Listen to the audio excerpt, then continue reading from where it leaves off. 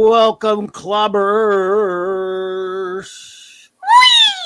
Oh, I timed it right for a change. Welcome to Clobby's Clubhouse number, whatever the hell it is. I don't know. No. Gazillion. That's good. Close enough. Welcome to Clobby's Clubhouse, everyone. The Trinity is here. The Triumvirate is here. The three are here, of course. Joined, of course, as always, by my wonderful first officer, the great Commander R.M. Briggs. Thank you so much, my beautiful friend, for being here with me and cheering me up. I love you, and it's an honor and a pleasure to be here with you, Clobby, and with our wonderful friend Mark, and this outstanding chat. Indeed. Welcome, Chief Engineer, sir. Hail. Thanks for having me. Yep. Awesome. Always look forward to Thursday nights. Yep. Yes, in the indeed. clubhouse. Yep. It'll be fun till we all have Daddy our takes the T-birds away tonight. Do we all have our superhero outfits on, I guess, then? Yes. Well, come on. He just made the best Jerry Anderson joke. Come on, everybody. I combined a 60s song with the Thunderbirds. Yeah. That was excellent. Yeah. That was gold, baby. That was gold. Eric K., what's up, Bronze Wrencher? Good to see you there, buddy. Mwah, mwah, mwah. Love you. Phantom Outsider, what's up, buddy? Max Redstone, my friend, the master of all limericalness stuff. Limericalness. Yep. Indeedishness. Yep. Whatever that means. Let's see here. Who else? I have my chat suspended, folks, so let me catch up. Nope, still those guys. And maybe the only guys with us tonight. Let's see. J-Man popped in for a second and said, quick hello. I won't be in the chat. I have a kidney stone. Oh my. It's not fun. I don't recommend getting one. He's been talking about that before. I'm sorry if you're not. I don't know if you're hearing this, J-Man, but I'm so sorry, my friend. Get better soon, buddy. And I really enjoyed hanging out with you Monday night. It's a lot of fun. Goodness. I hope he's okay. Yeah, me too. Comic Relief Crusader, what's up? Crusader, hey. Evening. Chris Persia, what's up, buddy? The great one. Mwah, mwah. Sending bazillions of kisses to the great wrench of the North, Chris Persia. Indeed. Mr. Gas Mask Animations. Hello there, young man. Good to see you, Jack. Hello. Good to see you. A Monkey J. Barsh. What's up, brother? The great Hungry Boy, under the auspices of Hungry for a Garcia Lopez Sentinel series. Who isn't? Andy Masterson, what's up, bud? He's at the gym. Andy is pumping iron. He is here to bump us up. Hope we can keep you going. Yep. Somebody has to be. Pop Culture Republic, what's up, my friend? Pop. Pop Culture Dad Republic. Man. Dadman Clan. Hey, Dadman. What the heck is Clobby tonight? I don't know what I am. Oh, yeah. Oh, yes, that's right. I'm Rorschach. We'll be talking about that. Yes. I am Rorschach, Dad, man. Or I should say more like, I'm Rorschach. Tire tread and burst. I'm not going to start the quote. It'll never stop. All right. Dog carcass in alleyway. Tire tread and burst stomach. The city's afraid of me. I see its true face. Jackie Earl Haley. Even though I have a lot of problems with that movie, the casting of Jackie Earl Haley made that movie worth the price of admission. Just all the other things. He was great in that, yeah. But boy, was he brilliant as Rorschach. We'll talk a little bit about that. Let's see. We'll start out with a few celebrity birthdays because there's more than just there are a number of them.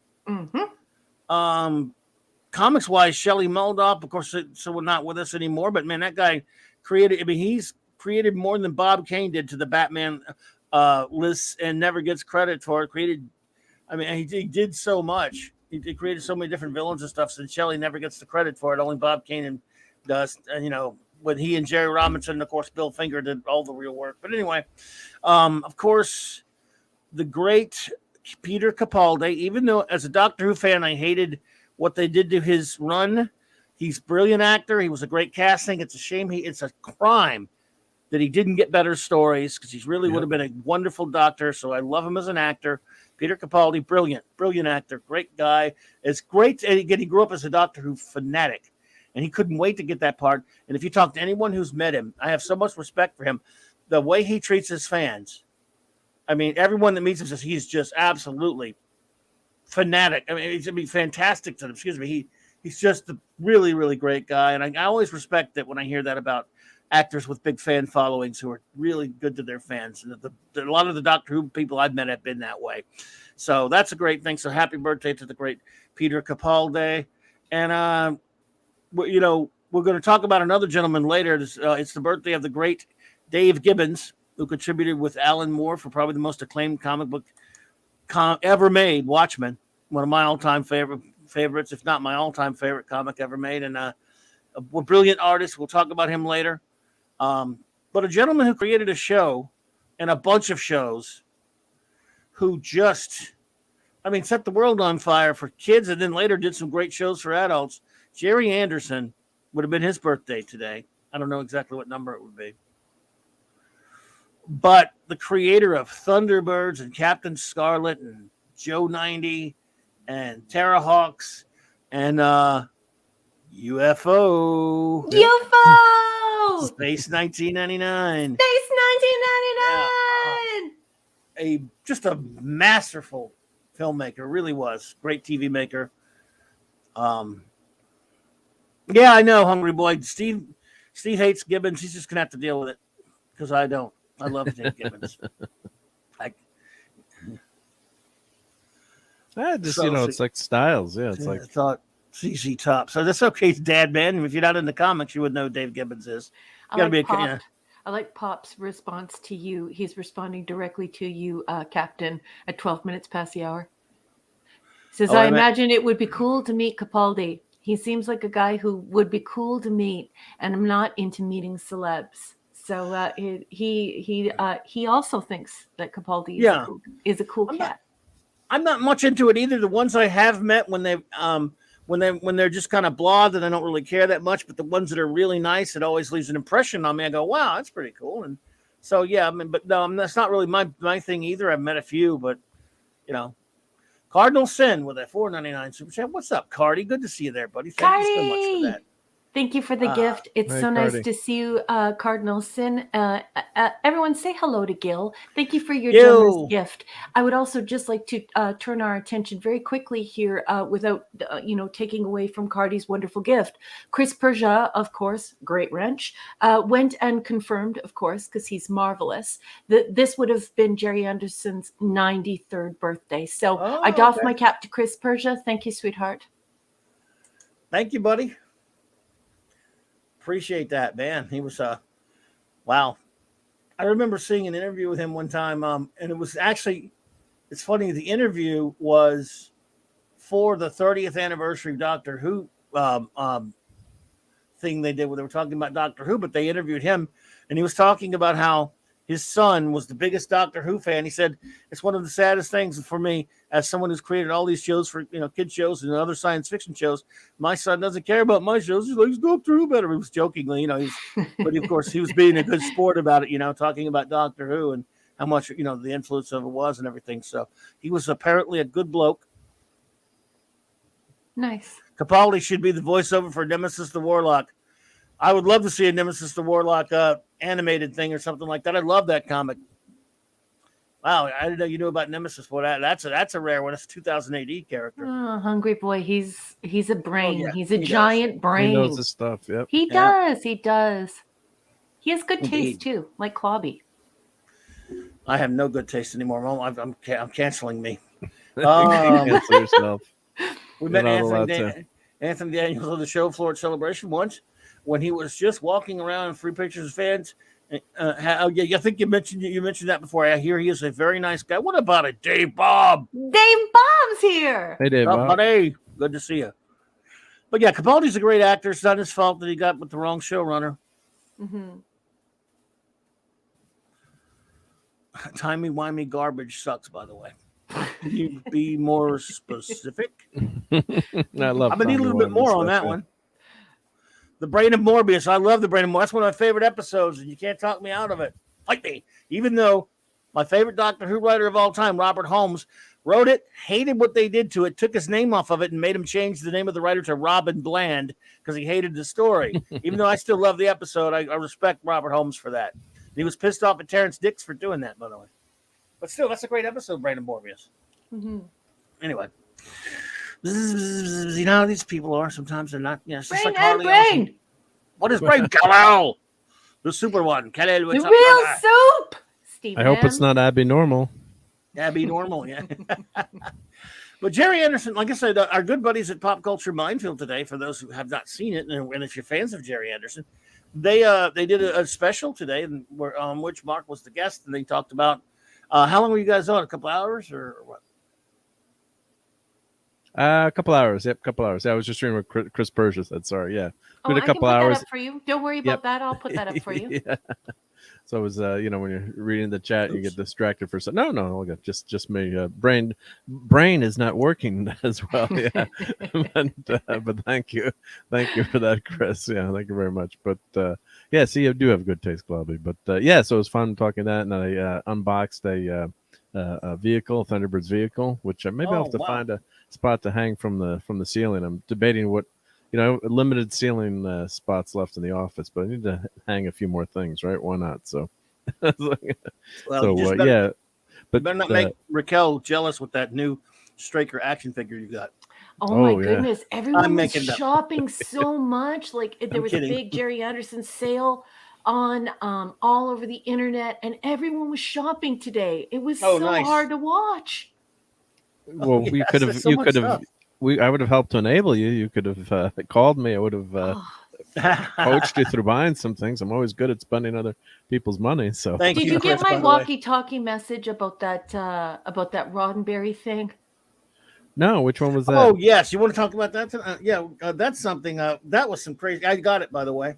Oh, you did? You got my walkie-talkie message? I did. I got it later. I heard it. Oh, I didn't open that today on my computer. That's why. She can tell us about it if you want. You want to find it, or you just want to tell everybody about it? I have the link, so I'll just send that from one computer to the other. Thank you, Comic Relief Crusader. You're too kind. And we can dig into that because speaking of enabling, Sacred Flame. This is the weirdest thing I've ever seen, and I want to get it dealt with. So I'll send that link to Clobby. Thank you, Shoeshine Boy. You are humble and lovable. Hey. Let's see here. There's no need to fear. I'm sorry. I don't know what. Just channeling. Someone mentioned. No, they didn't. Yes, Straker was the sci-fi Connery Bond. Yes. Straker was greatness. Oh, I totally agree. Who said that? Hungry Boy. Yes. I love Straker. Straker rules. Hold on. I just sent you the wrong URL, boss. I'll go find it. Okie dokie. Yes, I bet Raquel loved the dancing fashions in the party scene in UFO episode Ordeal. That was trippy, wasn't it? I definitely didn't pause any of those scenes. Well, that was something. That reminded me of a Prisoner episode. A lot of episodes did. Of course, it was made at the same place. Many of the same people and even directors and some of the same writers. A couple of the same writers worked for it, and a lot of the same actors. Oh, the fashion in that was great. Yeah, I mean, that really was ultimate set. Even though it's supposed to be set in 1980, I guess, or in the 80s, the far-flung future of 1980. But of course, it was made between 1970 and 1971, and of course, he had evidently these conceptualizations since '63.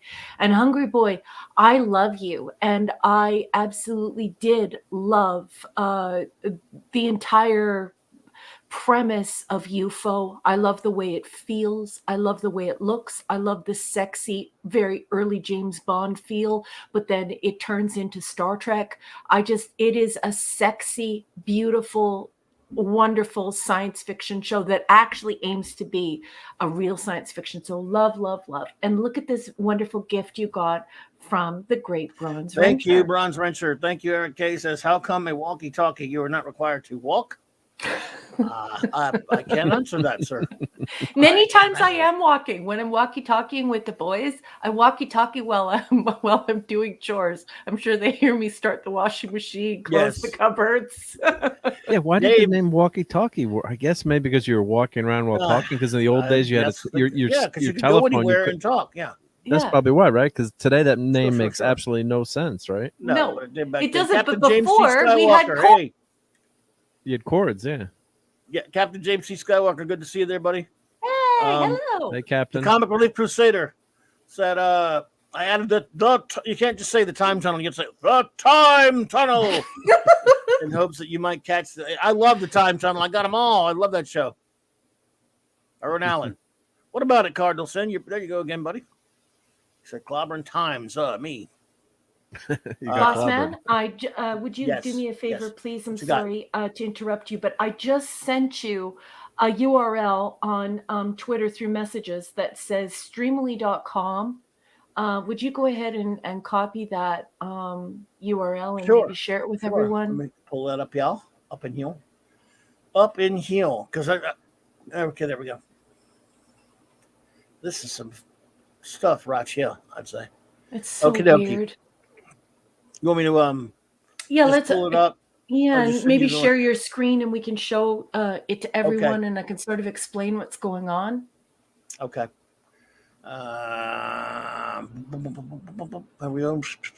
There he is. Okay, here we goes. Streamly.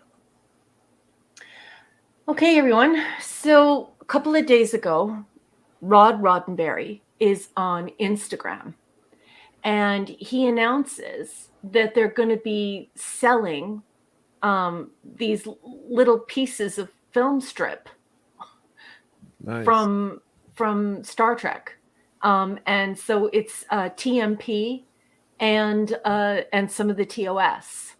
And so what's really, really strange is that this little tiny piece of this film strip, these cells, he's selling the individual cells. I guess he's putting them on an 8x10 piece of paper. It's not framed or anything. I think it might be like card stock. And then he'll sign it for you. Sorry, I was going to say hello to Steve Mitchum there. What's up, buddy? Oh, no problem, boss. I don't mind at all when you interrupt me. So, Cardi's got a gift for you, boss. Good to see you there, brother. Hope you're doing well, Steve. Thank you so much, Cardinal Sin, for the 1999 super chat. You're too kind, my friend. He says, I hope you'll be joining us from midnight to midnight tonight, at least for a bit, as well as number one, you're a great engineer. But as well, and you're a great engineer. Well, they have got your message, and thank you so much. Depends on when we get out of here, man. I'll definitely stop by and say hello to you, though, sir, for sure. I don't know. Yeah, definitely. I don't know how long we're going to be. A little bit. Yep. As long as the admin doesn't make me play Fortnite. No, but I can't last from all the way from midnight to the next midnight. I mean, no, wait, Card, you don't have to explain that one. I'm ribbing you. You explained that already. We know it's not literally to that way. Because I was teasing him about that once before. I'm saying, wow, a whole show like 24 hours, but it's not. It's based on a reference to. Anyway, so continue, number one, please. So I walkie-talkied the boys right away, and then the boys are like my captain and my chief engineer. They're my buds, so they're my guys. So I walkie-talkied the guys right away because I was trying to figure out like what you're seeing here on Streamily is the last place to go, but you're really sort of trying to figure out what's happening on Instagram because he's talking about these cells. And but he doesn't really put the cells as his selling point. He actually is putting his autograph as the selling point. So you're under the impression through Instagram that you're sort of getting your name into some type of pool. But once it was revealed, this Streamily link was revealed, then you sort of figured out what was happening. Oh, okay, he's using the conventional in-person Comic-Con or Expo strategy of make them buy a picture and then make them pay extra to sign it. And so that's basically what's happening here. So it's $150. Each cell has a number. And like I said, it's on an 8x10 card. I don't know if it's real or not, or if if it's from the actual film, if it's some type of copy, because of course you can reprint that type of, like you can reprint celluloid. Remember when we used to reprint negatives?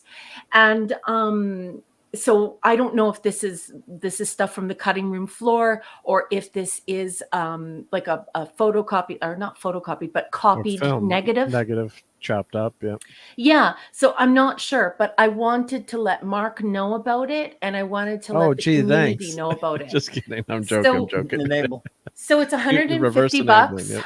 You get for $5, I think you get a certificate of authenticity, and for an additional $10, I think you get VIP'd, so you don't have to wait in line. But they're doing the signing like live, and I think that they're not doing the signing live on Streamily. I think they're doing it on Instagram. So the whole thing is very weird. So It's you get to like meet Rod for a second, and while he signs it, kind of deal, and you actually get something cool with it. Exactly. And so this is why I sent so many messages late at night. Late at night, I was reading this. And of course, I have my teeny tiny phone in front of me and I'm flipping through, and my husband's sleeping. So I don't want to wake him up. So I'm whispering the breadcrumbs of how I'm going about this investigation. But yes, this on the other end on Instagram, it looks super different than it looks once it's just explained to you plainly the way that I just explained it to you. And a Polynese minion and the healthy pepperoni are in the house, Captain. Polynese minion, lovely to see you, and Pupper, and Cardi. Yeah, I knew it was. You were just kidding you, man. I know that's the name of your show, buddy. Don't worry about it. Everyone knows now. But it was confusing at first. I'm like, But you're solid, buddy. Yeah, So. And I think when he first started that show, didn't he try and do a midnight to midnight? I don't know. I think he had his band footage up, and he pulled an all-nighter. He went for it. He has done some really long shows. Yeah. Yes, he has. He's an epic trooper there. Yeah. But he's talking about, he did mention how Rod Roddenberry doesn't own those films. Well, of course not. Paramount owns them. Might be getting himself into trouble. I don't know about that. I don't know about that. I can't speak to that, but I can speak to this. I think it's totally cool that you can buy the cells. So if Clubby wants to scroll a little bit, I just want you guys to know that the Kirk Trouble with Tribbles and the Kirk Spock from TMP is sold out. I want cell 7968, which is Spock from TMP sitting at his station. You want the top there, you mean? Yeah, but there are more down here. I think there's Bones is still available as well. Bones from TMP. So look at 7977 is really nice too. That's a nice sell as well. So I thought that everyone should know about this. And can you believe that the Cat's Paw sold out? And Plato's Stepchildren, that's kind of cool on its own because, of course, as everyone knows, Plato's Stepchildren is one of the banned episodes. And then, of course, Bread and Circuses. But my focus is mainly on the Spock alone from that 7968. And, of course, it's too rich for my blood. But I thought everyone should see this. And, of course, I was joking with the boys on the walkie-talkies. I was saying, guys, what if we order this, but we just send them a note that says we don't want Rod Roddenberry to sign it? That's what I would do. I don't like Rod Roddenberry. he kissed Jar Jar Abrams' ass back in 2009, so to hell with him. I know. Well, you know what could be is, you know what they're doing? They're selling the signature here. They're not selling the cells. You get a free, I just found this on his website, so you get a free motion picture cell. So that might be the way around, not selling them. Because this is from probably, from the vault. And of course I'm looking at my wall. I got a bunch of Wrath of Khan cells that are, authenticated, or I'll maybe pop them off the wall to show you. I think you guys have seen them before. But you have like a framed picture with, cells from the movie in it, which is really cool. And I have a bunch of them lying around. So you could always buy those, or, if you had, like you said, extra negatives or extra film, you could True, Chris. You could have them anywhere, but so I think that's what they're doing here. So Phantom had can we get the signed Jaws which is true. I mean, whether you like Rod, don't like Rod, he's got a lot of cool stories to tell. Obviously, it's definitely, this is why it was so convoluted. So as I said earlier, it's easy to figure out what's happening after I show you what I found at the end of the big long breadcrumb trail that I had to follow. So that totally makes sense. And Clubby, I just put Chris Persia up on the marquee because I wanted you to know how closely Chris thinks like you and I. He's like, at the same time we were saying it, he's like, Raquel, is there an option of purchasing a cell without having Rod sign it? And evidently, that would be nice. You can't, because I guess this is how he's getting around being able to distribute these cells without actually selling them. So that's why it's so weird and convoluted that you have to buy his live signing on Instagram and that you have to be present for it. And then this thing where you go to Streamly is where you pick what he's going to Of sign. course, Gene Roddenberry autograph. Yeah, it would be more. Oh yeah, I can't stand Rod. He least accepted new filth, so he can just go away. That's true, Captain James Skywalker. I remember Lincoln Enterprises did used to sell stuff like that. Yeah. I like Captain James T. Skywalker's second point. He says the solution: whiteout. Whiteout. There you go. It's worth it. Yeah. Yeah, well, I don't think would he actually sign the cell, or maybe like a piece of paper. One, because you'd ruin the cell if you signed it. I mean, but the look at how negatives big are the so card small. is.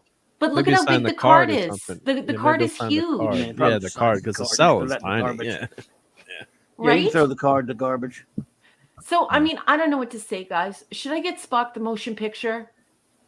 Well, you're asking the wrong person who loves to enable other people, but So ridiculous. It's I mean- $150 American. Oh. That's too much money. But could we scroll back up to it, Clubby? Look at how sexy it is. Are you sure you want to do that? I'm checking. Yeah. I'm checking alternate sources for your workout right now. Yeah. Let's see. I mean, that's probably one. I mean, I don't know. 7968 is a probably nice the one one. I would pick. That's beautiful. Isn't it gorge? Oh, it's gorge. A lot of good ones on there. I know. I love it. Mm-mm. Love it. Let's see here. I'm seeing Pop. them. Did you I'll just see find what you Pop one. said? I got to put Pop up on the marquee. Pop. Hey, Rod, be sure to sign your name properly. It's Gene. Love you, Pop. Hungry boy, Vince Coletta. Vinny Coletta, boy, I tell you what, that whiteout. Wow, dude. Oh my goodness. Well, here, I'll find. I'm gonna find it for you. Star Trek motion picture. I'm eBaying right now. Found a ton of them. Oh, don't show me that one. That doesn't count. Oh. You're gonna start trouble here. Start trouble. Yeah. You see I found a my bunch label? from Wrath of Khan. I found some of them.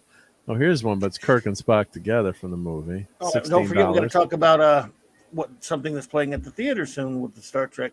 Yeah. Yeah, that one's That's sold out on this one, Mark. The one, all of the film cells with Kirk and Spock together, they're sold out, and I forget what number they were, but that particular cell set is gone. It's sold out.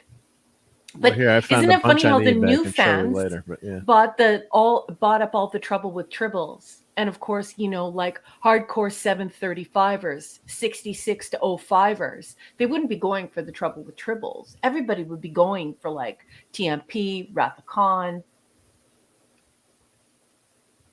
Yeah. No, that's true. Yep. But here, let me grab off the wall. Might as well.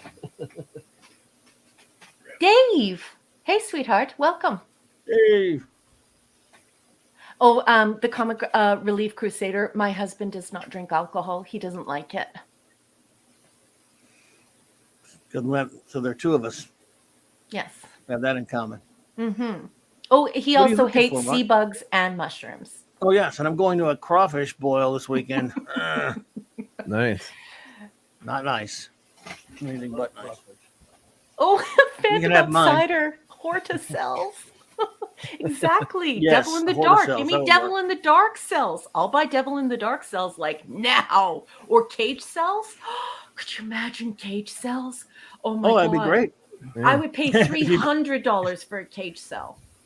Damn man, me too. You're going to one or you don't like them. Okay, let's see what you have. Let's see. I don't know if this works, but Hang on. I think I've shown these to you guys before, but Hang on a I sec. never show that too much. How do you feel? So I feel So young. young. yeah, yep. So if I show the light, this might. Whoa. What are you, Jar Jar Abrams Well, with your lens well, flare? Yeah. See, if I go sideways like that. So Oh, no drinking center. that's There you the go, film's- man. Good. the film. Okay, The don't film. dox yourself. We're getting a reflection of your Yeah, computer no there. doxing. There's nothing on there. That's Okay, good. Yeah, Just like those a are computer beautiful. screen. So those are cells, Yeah, but they're mounted. Those are actually cells that are mounted. I should put Ugh. LEDs behind here. So like this is- 150 times 4. So that's like a 600 there. No. You can get this. Not that expensive. I think I Cool, found them on eBay. Steve. I'll show you on eBay. So I Really? got this one. That's Steve. Yeah. Nice. See, that's what I told you. This one is on eBay for $30 right now, or $20. Wow. Nice. Shut the front door, really? No, Yeah, show. Wow. I'll switch to. Of course, it doesn't. It's really That's tough great. to see. I apologize with the light. But, No, I can see this one perfectly, hon. so see if I had a piece of white behind it, Yeah. that might actually help. There you Yeah. go. Get rid Show of the just a Jar little Jar bit. Abrams lens flare Beautiful. effect. There you So go. how are you certain that is authentic? Oh, okay. Can you send me that link, please? I'm going to show. Yeah, I'm going to show everyone right now. Here, I'll share my screen. Here, why not? Here, share screen. Go for it. What are friends for, right? There. Yeah. So here, you just go to eBay and do. I just did animated cells, motion picture. Send that to me cells. on Twitter, please. I need shall. to buy that. Well, here I'm going to show. I'm going to show you where it is. So. I need to buy that. So right here now. is. Well, that's far apart. We don't want that. But this one looks pretty cool for $16. Oh wow. Ooh. That's pretty nice. Kirk. Oh my goodness. That's pretty nice. Oh, how much is that? Well, it's actually in Great Britain. It looks like right now. U.S. shipping $3. That's not It's great. $4 shipping. Depends on where it ships. Oh, it's in France. But I'm just as an example. Come from France. We come from France. Cardinal Sin with a 1999 super chat. Thank you, buddy. Appreciate you. Gil says, "Have you heard the rumor that Picard is going to be getting a movie?" I have not heard that rumor. We know he's getting a third season out of desperation that they announced early, but no, sir. I must admit, I've not heard that rumor. I find it laughable, but I don't know. People are screaming. I'm sorry to interrupt you, boss. Please, I beg your pardon, but people are literally screaming in the chat. Send the link. Send the link. Send the link. Everybody wants to buy these, so get the link up. Get the link up. Well, all I did was everybody eBay would be search, into this cell thing. I mean, it's a very sexy idea to have a film cell. Yeah, these are pretty cool. So, and I've always found these online. I have a bunch of Wrath of Khan ones that I bought that are just I should try to mount them somewhere, but I scanned them in with my film scanner. They got fake filth on there. Well, it's your fault. Can't account for Why are you taste. smearing poo all over stuff? That's Well, I saw Kirk and Spock on the top from. My eyes aren't that good. That's your fault. We'll allow it. Don't buy things with SHIT on them.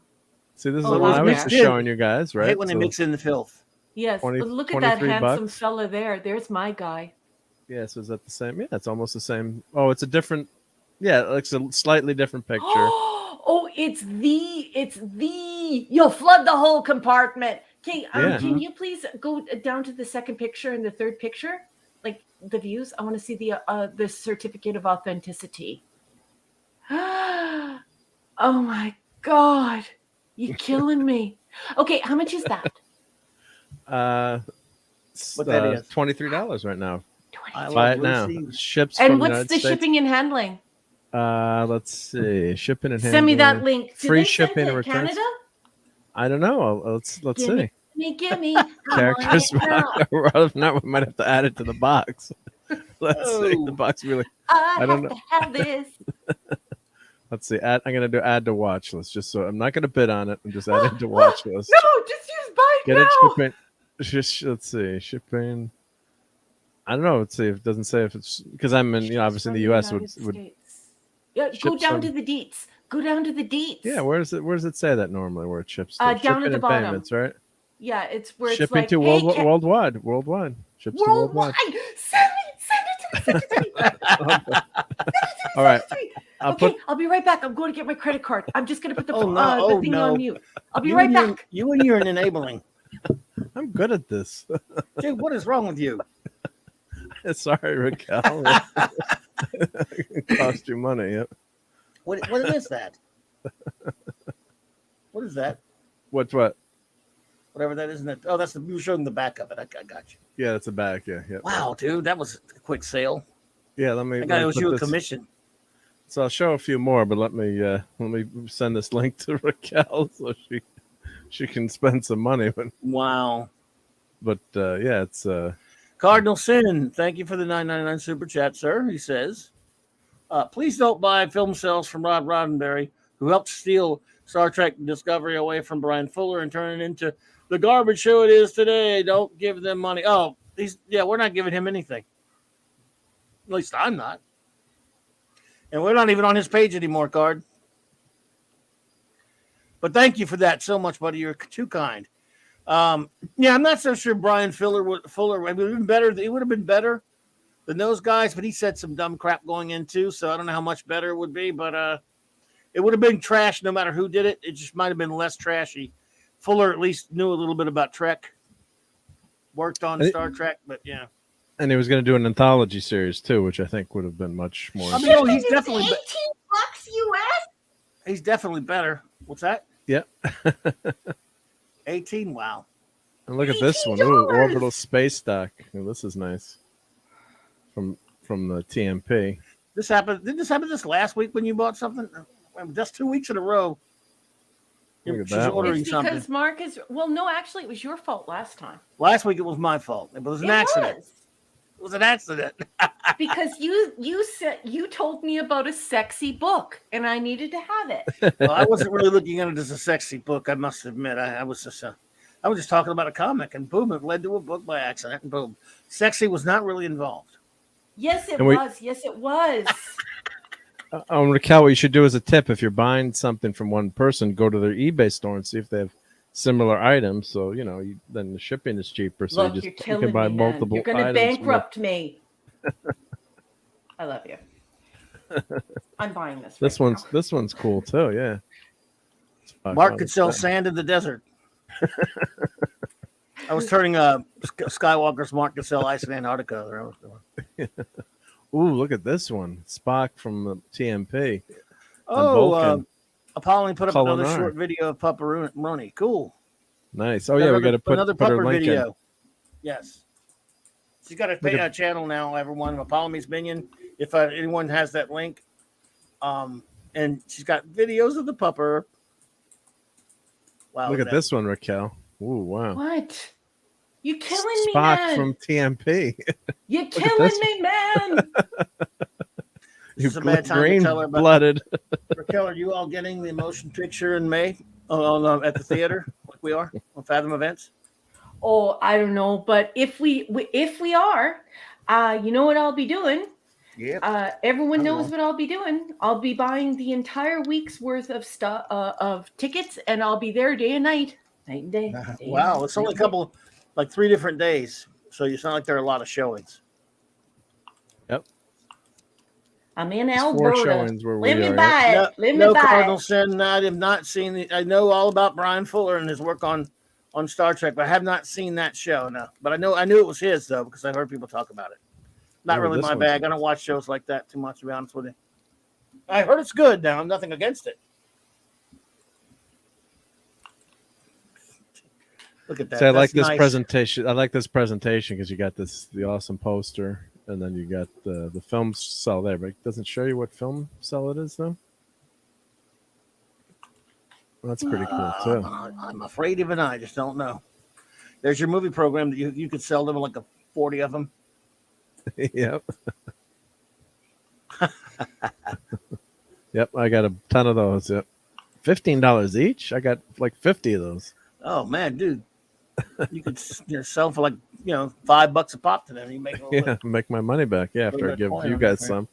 I think I have that. I have somewhere. Okay, 100% could not afford that, but I'm just doing it.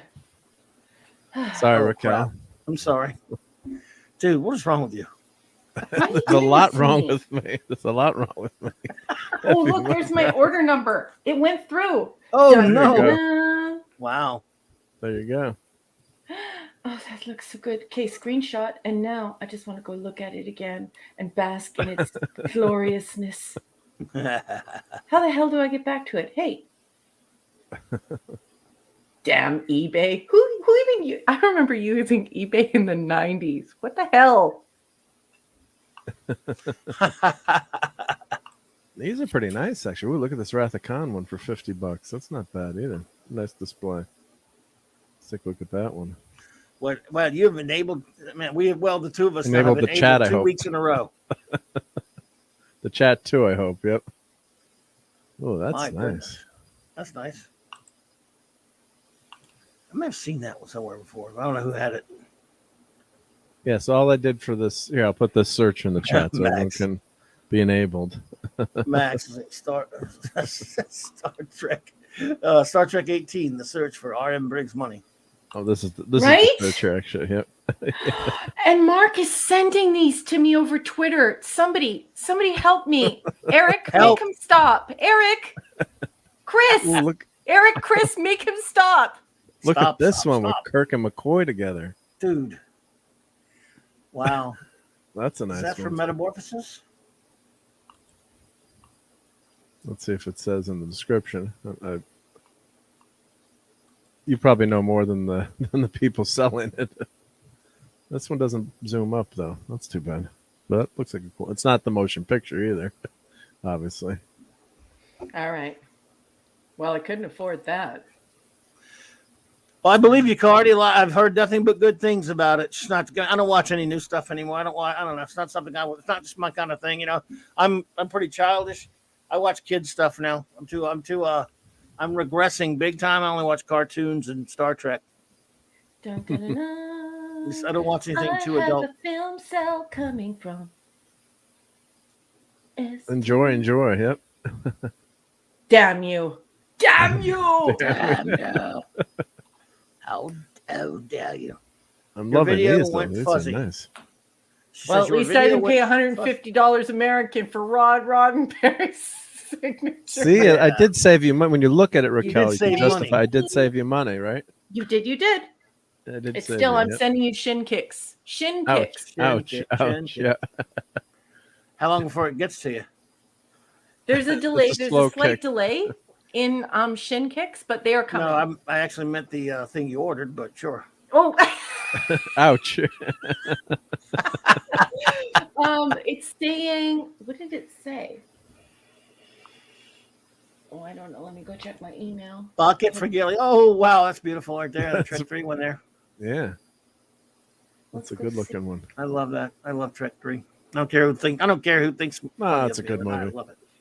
And we should have definitely gone to see that instead of Ghostbusters, right? What the hell? I saw them both about a million times. What the HD double? I saw Trek 3 more than I saw Ghostbusters that year. We did, yeah. I was I arguing went with my friends about 15 times to Trek 3, but only Ghostbusters maybe 10 or 11. I don't have an email yet. Oops. Oh, look at this. There's a box set of Star film Trek, cells from the motion the picture. Motion picture. What are you doing? Why are you Look at ruining this. my life? Original. Ah! You're ruining my life. I didn't even know about this. I've never You're a seen villain. this one You're a before. villain. You're a rotten Original human film. being. I mean, you're my friend and I love you, but you're rotten. Oh, here's my email. My email's here. Oh dear. Oh dear.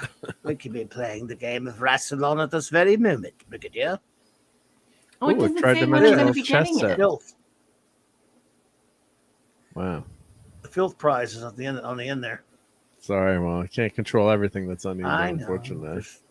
Yeah. Where do I see where I'm not an eBayer. I haven't eBayed since the 90s. How do you check when it will be here? Well, your email Email usually probably, will send it. Yeah. Oh, okay. Well, They take a while sometimes. I'll be standing by for that. They take a while sometimes. This gentleman who lives in the heart of Iowa. Dear heart of Iowa, thank you.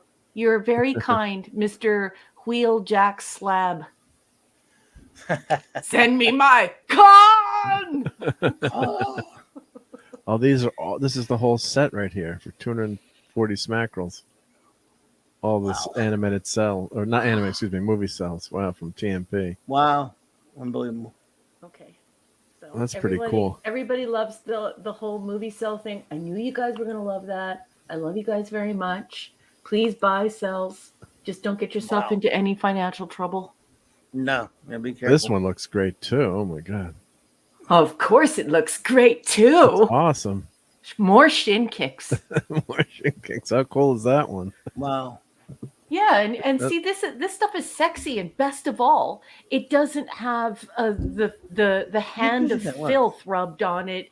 You know, that means a lot to me. Oh, and they put a LED light. That's what I got to do on mine. They ran they've got a light cord, so you can put an LED light to backlight it. Ooh, nice. Well, that's a good sell. Captain James T. Skywalker. Is Raquel camped out in front of her mailbox yet? Well, is that who you got it from? Wheeljack's Lab? Yes. Well, Who's selling this? Comically Crusader says, I know Wheeljack's Lab. He is a reliable seller. I've known him for years. The shipping is mostly for the packaging. He will pack it safe. Well, that's good to know. Thank you. Well, thank you for letting me know that. Appreciate that, bud. I kind of knew that he was good and that Mark had picked someone who was like really good, because the guy actually said that he was getting rid of his collection and that he got it directly from the factory, so it's licensed and it's never been opened or anything like that. So that looked cool. There you go. Looks like I picked the wrong week to declare bankruptcy. Exactly, Max Redstone. Good airplane joke. Airplane joke. Oh, I like this one. I'm going to put this one in the chat, and hopefully someone will bid on it, because I better not buy it. But yeah, for $160, that's a nice display with the LED light and everything to go with it. So, but oh god, there's some good stuff there. Yep. So Hungry boy, Canadians always camp out anyway. You're correct. I mean, guilty as charged. I love you. Yep. Yeah, $159. Like, if you were gonna buy the poop hand of Rod Roddenberry for 150 simoleons for one film cell, why not get the whole package for 159? Do it. Do it, yeah. Do it, yeah. See if they'll accept a Rod Roddenberry autograph and trade. Max is on fire tonight. Yeah, it's so funny. Imagine messaging him that on Instagram. hey, Poopan Rod. I know you're trying to wipe some filth on those beautiful Star Trek film cells. Guess what we're talking about on the Clubhouse? Yes. eBay buying tip, I should say. If you add things to your watch list, often buyers will come back now with an offer to you at a lower price. So I do that a lot, and of course I'm not buying nearly as much as I used to. But so you add it to your watch list, and they'll come back. And sometimes it's a ridiculous item. Like I was watching some like Micronauts that were selling for like $1,000 just to see what they'd sell for. They come back, we offered it to you for $900. It's like, well, what did the missus say to that one? That's Scuba Pete territory for me. That's way too rich for my blood. I mean, I'd have to call Scuba Pete in on that one.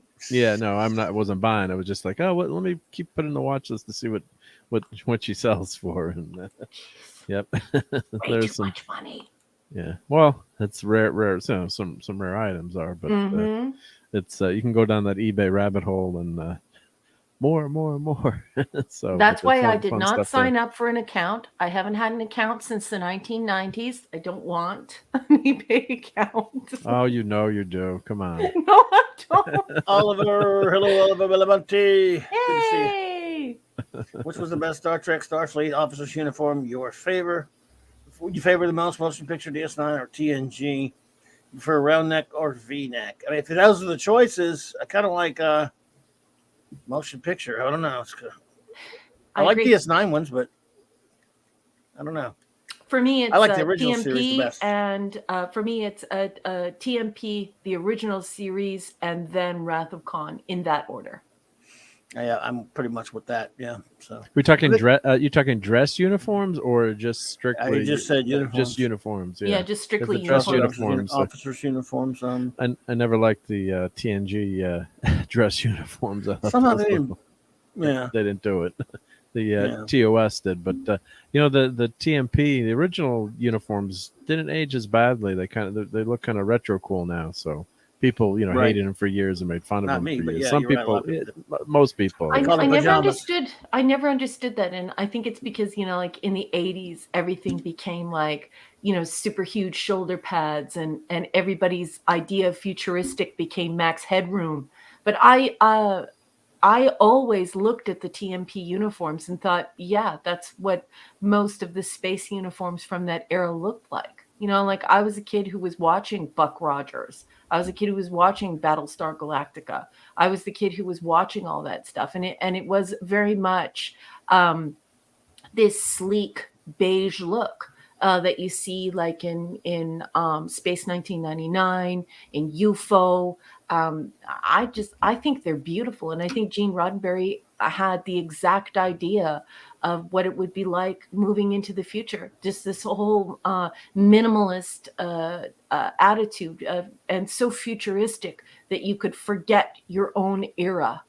You know, like Poopy Stew is always talking these days about, you know, like how he's always wanted to just basically wear his gym jams to work every day, and he wants to be comfortable. But I think that when you want to escape and you want to create fiction, science fiction, you should go somewhere. It shouldn't just be a guy in jeans and a t-shirt.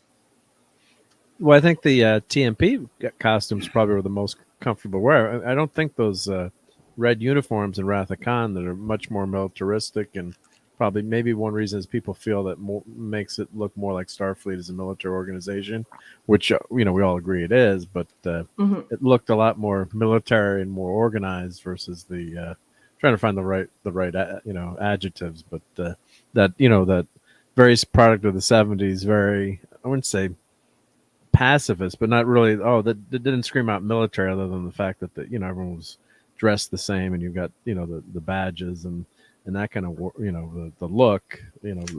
But yeah, I think people unfairly you know trash those uniforms. Plus, it was so different than the original uniforms too. And I think you know you had that simple you know uniform, which is you know everyone black pants, or you're wearing the skirt and you know with the color, you know the colored shirt, and obviously part of it was you know to save money, but it also look great too. I mean, in those uniforms and TOS. But so. I just want to clarify though that the TMP uniforms were much more difficult for the actors and actresses to wear. Although they look very comfortable. They do look comfortable, yeah. They do look comfortable, but you also have to remember you know, as a cosplayer, I know how many undergarments are on underneath that. So you know, everyone's wearing a corset. People are binding their belly. They're getting a little bit older. They can't have any carbs for lunch. I mean, when I was growing up, there's no room to hide anything. There's nowhere to hide. Whereas when we got to the Wrath of Khan uniforms, although they would have been a little bit hotter, temperature-wise, they were a lot more bulky. Having that belt to cinch things in and having a thicker material meant that people could have some mac and cheese. They could have a little bit of spaghetti and meatballs. So it actually took more discipline to have that TMP look. They would need to look svelte. They would need to look like astronauts who were in tip-top shape rather than the pure military look. And when it comes to the astronaut over military look, I like both. But I definitely don't like the civilian look of the filth. Civilian look has no place in Star Trek. It just doesn't. It has no place. But astronaut over military, I love both. I love the original series. I love the idea, the concept of that was used over the original series, and even in TNG and DS9 when they had multiple colors for different, different groups of or different whatever you call it postings or different departments maybe. Mm-hmm. And of course, I love the Wrath of Khan uniforms, but everything being red never really thrilled me that much. In other words, I would have done this, and you've all probably seen this picture. Where someone went ahead and just took a shot of the crew and then colored the uniforms. Yep. I know what you're going to show. I like this too. Yeah, they colored the uniforms in the way that they would if they'd used the color scheme from the series, but Wrath of Khan outfits. Brilliant. I love this. Yeah. Yeah, it's absolutely brilliant. I would have loved to see this. Especially that yellow that looked avocado under the lights, and I absolutely love it. I think it's just gorgeous. The whole Roman soldier. Let's make everything red. it's my I understanding that wasn't Rome, thrilled with the red thing. Yeah. that Rome did that so that people in fighting in battle or fighting against the Roman soldiers, that they would their fellow soldiers would not be disheartened to see one another bleeding or wounded. And so they made the capes red. I mean, I'm not hard and fast on that. I'm not a historian, but that was my understanding of the choice for red for Rome. So yeah, I definitely agree with you, Clobby. I think that it should be departmental, and we should have stuck with the departmental colors. I love them. I like this and this but I guess I just feel the red just kind of all red kind of bores me personally. But then there's another one that I don't know if you've seen this other one here with the red stripe, the leg stripe, No. and then I saw one with No. the legs have stripes on them, and then the collars I'll have show different you. colors. Yep. No, this is Doesn't different. look bad either. Let's see here. Now this is one that it's a what if they had again used that what am I doing? Oh no, of course. Hey, let me get this off here first. Max Redstone, are you old enough to remember Century 21? Because it's quite funny because Sylvia Anderson called her clothing line for UFO Century 21, yeah. Century 21, but one of the largest real estate companies in North America in the 1970s and 80s was Century 21, and they very much had that look. So I think it's hysterical that you're bringing that up. Oh, you're bringing it up on purpose. Okay, he's bringing it up on purpose. Yes, he is old. I know what we're talking about. Okay. Here's one that if they'd done the motion picture uniforms in the style with the color schemes of the TV series. Oh, okay. Yep. Gorge. That actually looks pretty cool too. Yep. Gorge. I like this one too. Thank you, Cardinal Sin, for that. This $4.99 super chat. You're too kind, buddy. He says, hot off the press, kids. John Callis from BSG is reported to be joining the cast of Peacock and his team of cultural vandals. So, oh yeah, the guy. Yeah, I know you're talking about. He was on the new episode, I think. But we do appreciate the donation, though. Thank you so much, Raspberry, for the donation. Just the comment. No. That's just for the mention of P Hard. Yeah, thank you very much. It's very kind. Love you, Gil, but appreciate it. She doesn't mean that at you. But yeah, I would like to have seen this. I would like to see, That's again, cool, yeah, beautiful, but especially the one with the Wrath of Khan. But that's just me to answer. I don't know how we got on you. Oh, now sexy Doc McCoy there with the button down, right? Yeah, look at that. He's gorgeous. He's gorgeous. I love DeForest Kelly. D is. I love Kirk's uniform there. Yeah, Kirk looks gorgeous, and Parasis looks gorgeous, and just everyone looks gorgeous. Well, you're right, though. Yeah. Looking at that, there's not a lot to hide there. But the other thing, looking at the Wrath of Khan uniforms, I mean, those must have not been comfortable to wear because you're wearing a jacket that's cinched closed the whole time too. So for guys that wear a jacket all the time, I can't. It's very formal. So it's almost like you're wearing a dress uniform all the time. So I mean, I like the way they look too, but it just seems like it's a lot. And then of course the flap always gets open too, so it's like for dramatic effect. But I think that it was appropriate. Like I agree with Clobby. I've always agreed with Clobby about those colors. Of course, the person who colorized those photographs, that was done quite a long time ago, and Clobby and I have talked about it in the past. And of course, we agree that the department colors should have stayed. But it's very important for people to realize that TMP was intended to have a very astronaut look. This was really aiming for a planetarium presentation that would rival something like a Space Odyssey. And what ended up happening is they sort of wanted to rival Star Wars and just hurry it up and out. But there's nothing wrong with an astronaut look. But when you have a more military tone to the script, it's okay to shift the uniforms to look more military than astronaut. And so I think it's okay. I think it's beautiful. I like it. But I do agree with Clobby. Going all red for Star Trek II: The Wrath of Khan, I think was a little over the top, and I would have liked to keep the department colors. Man, I like the department colors, but it doesn't really. I mean, I just like the band uniforms. Which they basically kind of look like band uniforms. And they save money too, obviously, by having them all the same color too. So, whose idea was it to get new uniforms? I wonder. And as much as I've read about Wrath of Khan, I have the super expensive costume designers encyclopedia, and I will check that for you right now so that you can have it confirmed. Please give me 1 second. Kal-El mentioned that he doesn't like his favorites are the ones that they introduced in First Contact. I guess I'm not kind of with you on that one, buddy. I think the gray ones are kind of them going all gray like that. I never liked it that much. I guess they have the colored shirt is underneath on the First Contact ones. I think so. Yeah. Well, of course, they did when DS9.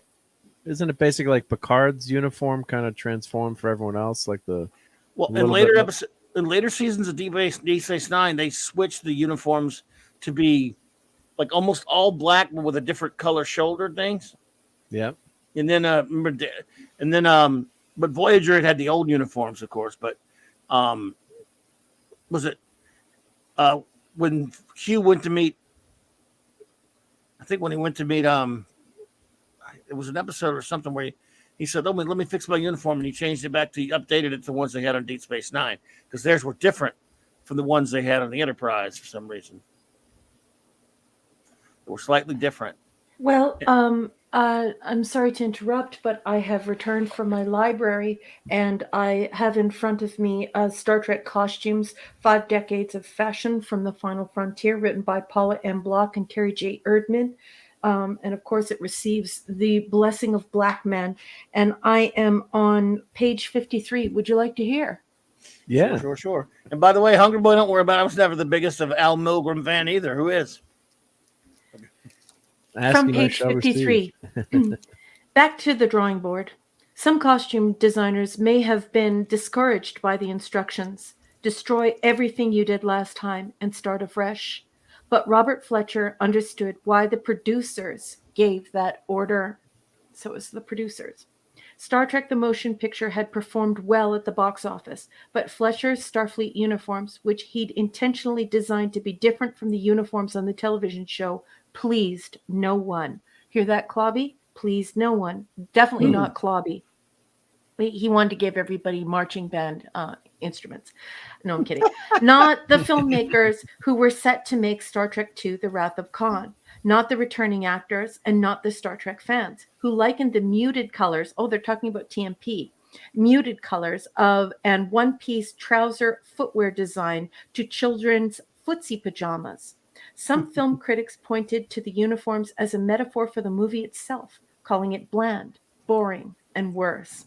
Fortunately, Fletcher didn't take the criticism personally. I don't blame them, he noted in retrospect in 2002. I didn't like the uniforms much myself. The second Star Trek film director, Nicholas Meyer, and its producer, Robert Sallin, wanted Fletcher to remain part of the team. Meyer suggested that Fletcher think naval, albeit naval, as viewed through the halcyon glow of classic nautical-themed Hollywood films. I said I'd really like to stretch the nautical analogy, recalled Meyer. It should be like The Prisoner of Zenda or Captain Horatio Hornblower in outer space. I made everyone on set watch the movie version of Hornblower, and it was interesting because when I first spoke to Bill Shatner about that, he said that was also Gene Roddenberry's original take on Star Trek. That nautical theme suited Fletcher fine. The uniforms in the last movie weren't military enough to suit me, he stated. Roddenberry always contended that the Federation is not a military organization, yet the crew always behaved as if they were. They have ranks, they have military courtesy, and Kirk is definitely in command of this ship. So Fletcher began sketching. I've always been used to an almost automatic drawing method, he said. I scribble a lot, and out of the scribbles come ideas. Then I link that visual I found for myself with other things intellectually and produce a scheme. Sticking with the naval theme, Meyer asked that the uniforms display visible rank distinction. So Fletcher created a kind of complicated arrangement of divisions and ranks expressed by the braid on the sleeves, he recalled. I organized it and produced a little instruction booklet about it for the wardrobe department and anyone else who was interested. The booklet is a fascinating archival document that I'm going to be looking for right after this show. It includes information about divisional colors, descriptions, and armbands and shoulder straps, rank emblems, breast insignias, belt buckles, patches, and even criteria for the stripe down the side of the trousers. Fletcher admitted that he was briefly stymied when producer Robert Solon told him the flap on the double-breasted jacket would be worn both open and closed, depending on the scene. The problem was the type of fastener to use. He'd initially secured it with ordinary straps, very unfuturistic. But eventually I found the sterling silver chain that looked unusual, he said. I ordered a reel of it and sewed it in with some ordinary snaps to give it a feeling that it was perhaps a magnetic closing. As with the first film, Fletcher created a number of variations in the uniform so the characters could dress slightly differently according to varying situations. It's normal in any kind of military organization that you don't have just one uniform, Fletcher explained. You have to have them for specific tasks and times of day. Formal, informal, combat. The captain usually goes through the most variations. Fletcher also devised civilian outfits for Kirk and McCoy, DeForest Kelley, scene where when the doctor visits the admiral at his San Francisco apartment. I tried to bring out the personalities of the characters in their clothes, he said. McCoy had a shirt and very complicated trousers with an inset panel of colors. They suggest a man who likes to dress in a more youthful fashion than most men his age. And Kirk likes luxury, a man with an ego. He likes clothes that are showy and elegant. Kirk's shirt has trapunto work on the cuffs and in the shirt front. Trapunto is an ancient 14th century method of making quilt design. A wardrobe person sews lines of stitches through several layers of fabric and batting, outlining a desired design. Then, by carefully separating individual threads of the backing fabric, he or she delicately inserts extra batting between the lines of stitches, raising the desired design area in high relief. It is a painstaking process and a signature element of Fletcher's designs for the Star Trek films.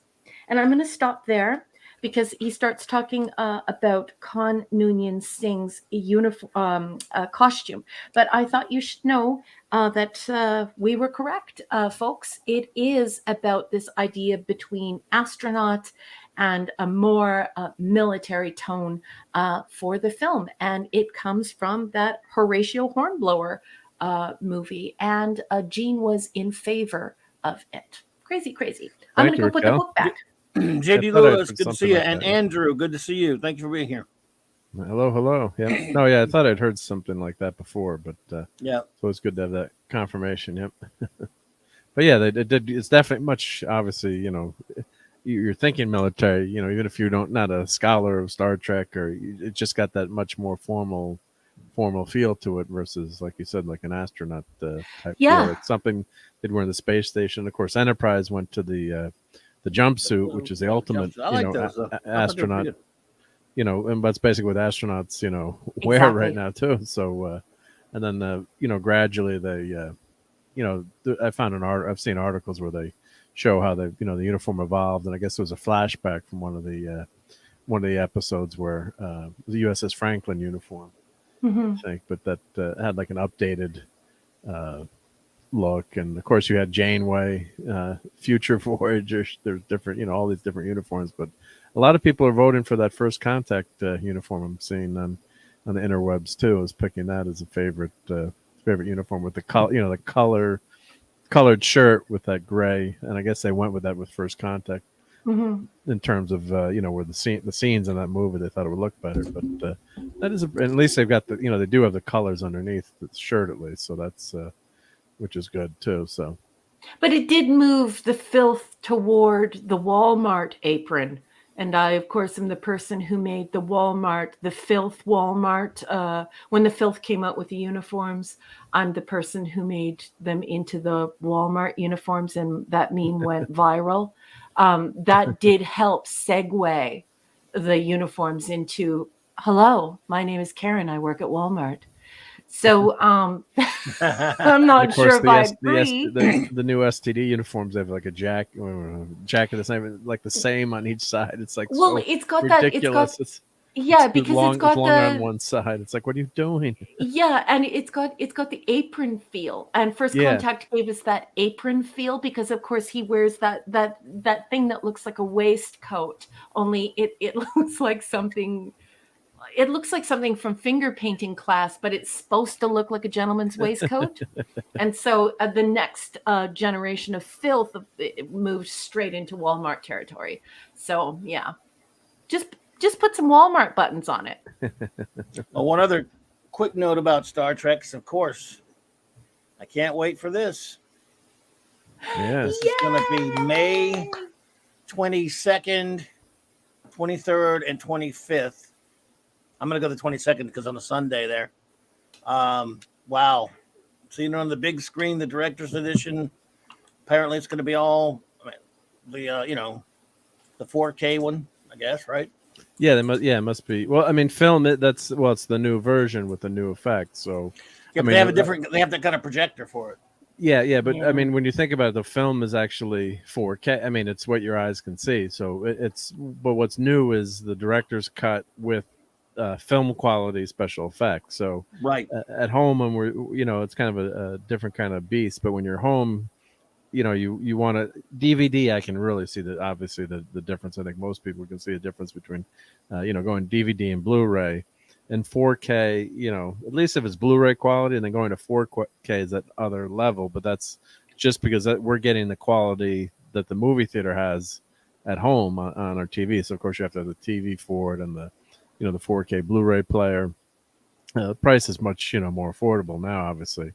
But then when you go to the movie theater, what's fantastic is they have all those effects, like especially the ones on Vulcan when they added a lot of CGI elements. Yes. And they fixed a lot of things, and they added, they redid all the effects with V'ger, so you can finally see V'ger. Mm-hmm. I mean, it's gorgeous. So I'm trying to find a time I can do that watch party on Saturday. I'm trying to figure that one out, maybe Saturday afternoon or something. Or of course, everyone's away for Easter, or I got to talk to the missus what we're doing this weekend, but I keep threatening that watch party. I want to find a good night to do it. So, but yeah, it's just we watched a few minutes of it, and you Raquel was oohing and ahhing.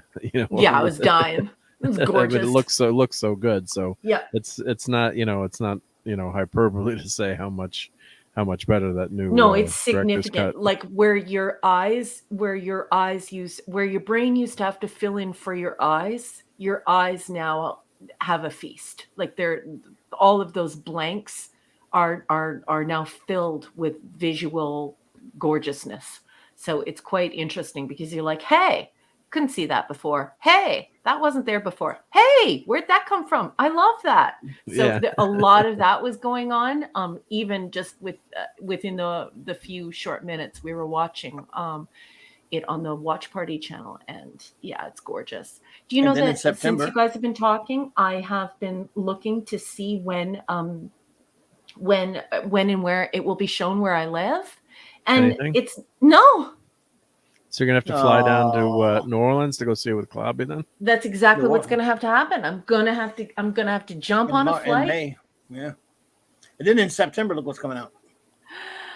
Yep. 40th anniversary. 40 years, baby. Old.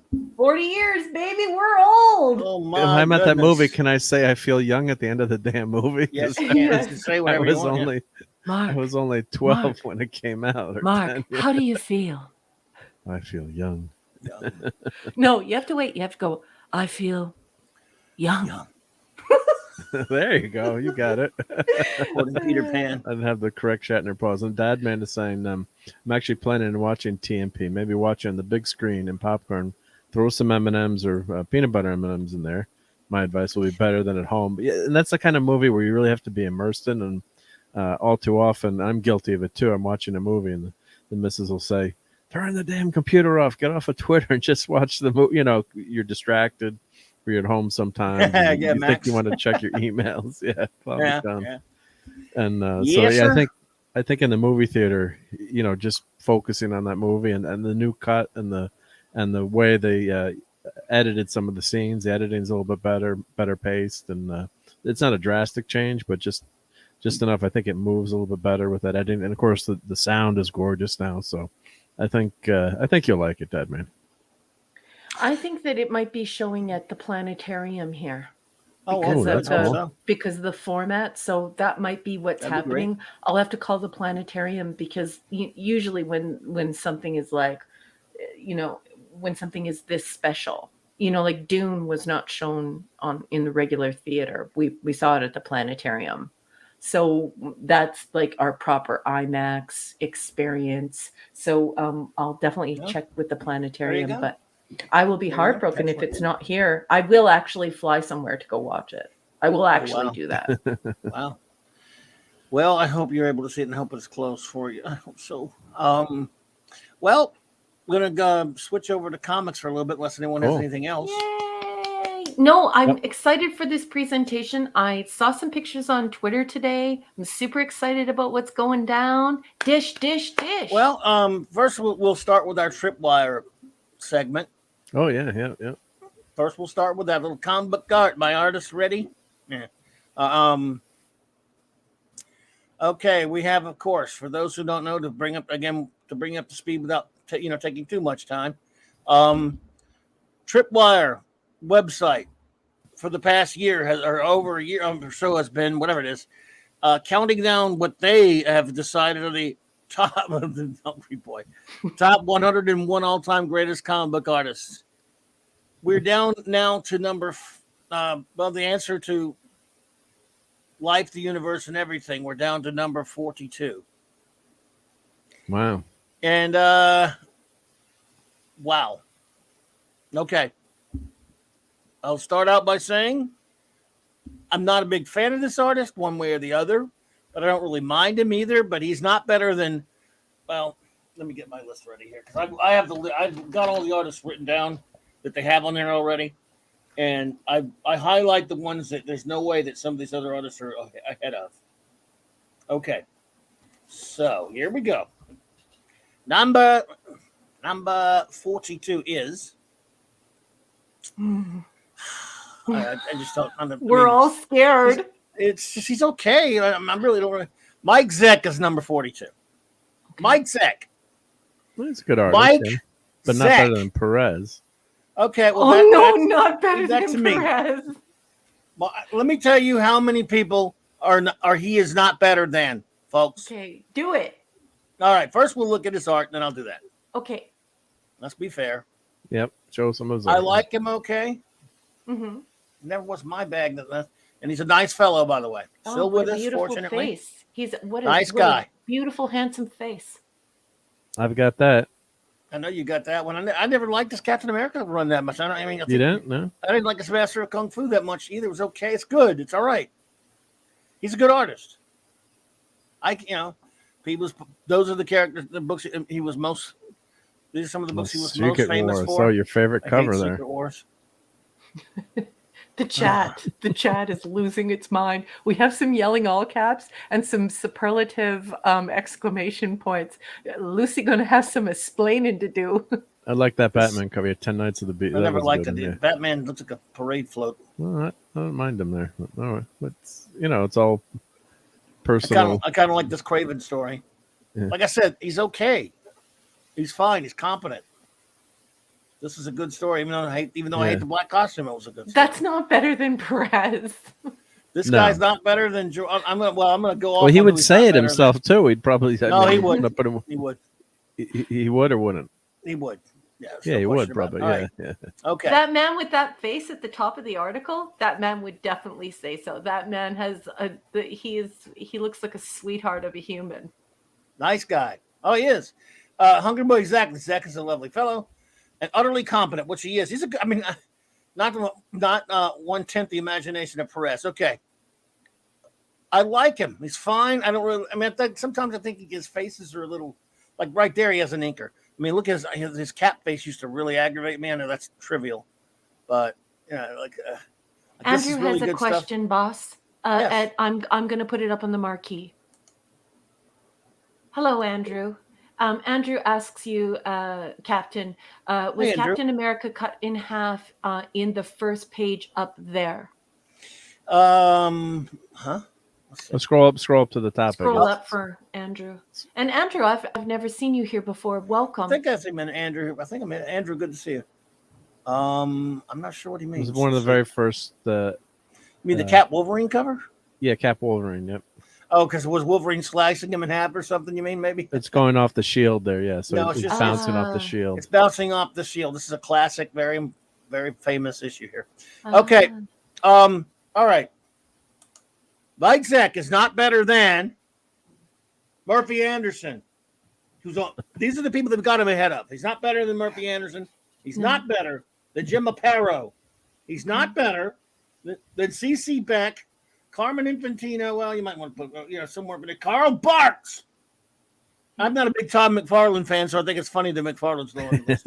I love. I'm petty that way. Jim Lee's low on the list. That's kind of funny at like 83. Let me see here though. Not better than Maurice Severin. Not better than Jose Luis Garcia Lopez at 79. That's a travesty. No. Yeah. Not better than Nick Cardy, for God's sake.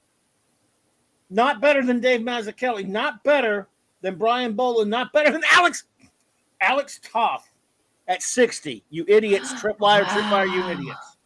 Our boy Mark. If our dear departed Mark C. Buddy were here, he would be chomping. Would be screaming at that one. Yeah. John Severin at 59 is way better than Mike Zeck. I like that. Mike Zeck is fine. What you say? Well, as I say, the list isn't so bad. It's the order they've got screwed up, right? I mean, you would obviously have Zeck in the top 100 artists somewhere, but maybe like the 90s, I'm guessing, or like in the 80s or 90s. He did a lot of work. Yeah. No offense, Spike, if you're watching. Body of work matters into it a little bit. John Romita at 56. That means these people are so stupid they think that Mike Zeck is better than John Romita. They've got the idiocy of this list. They've got let's see here. Has Garney shown up on this list yet? Yes. But remember, this stupid list has Perez at 46. They've got John Romita at 56 is inexcusable beyond belief, as is Gil Kane at 54. Idiots. Yeah. Yep. So, and then you got, let's see here. Ron Garney was at, where was Garney?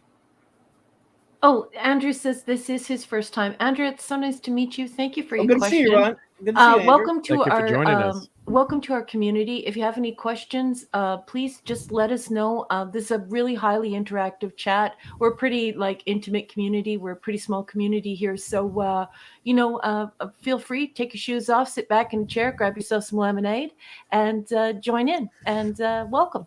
No and Barney Steve yet. Mitchum says, not better than Hungry Boy. Well, we don't know who Hungry Boy is in real life. We just know that he is really talented and also brilliant. But we will maintain his anonymity. But we do love our Hungry Boy around here. No, we haven't had Ron Garney yet. Well, the only reason I'm saying is because then he's going to be better than. He'll be before him. That'll be ridiculous. That'll be ridiculous. Because assuming Garney's going to be on the list. They got him above Michael Kaluta. They've got him above Gene Colan. They've got him above George Perez and Gil Kane and John Romita. You got no. Tripwire, you jagoffs. Okay, I've had my Tripwire yelling for the week. It'll only get worse from here because everyone they pick, like when they pick someone that I don't have a problem with, like Mike Zeck, it's still annoying because of where he is. Yeah. Raquel, show Raquel the WW pick, Clobby, right now. I think I've showed you that before, haven't I? That Hungry Boy did. Oh, you did another. No, I haven't seen a WW pick. I want to see. Is that my Hungry Boy? Like that's his work? I've sent you a Wonder Woman pick before of him. I want to see it. Okay. Give me a second, Hungry Boy. I mean, it's kind of. I'll have to. Well, no, you can show it to me after, but I want to see it. I have showed it to you before, but let's see here. How come I don't remember? Are you sure it was me and it wasn't Purple Valkyrie? That was you. Was it me? I don't remember that, but I think I would remember that. Hungry Boys. I'll dig it up when I can. Show it to her again when I can, but I did. That was been a couple of weeks. Oh my goodness. That was on Twitter, wasn't it? It was on Twitter, yeah. It may have been on Twitter.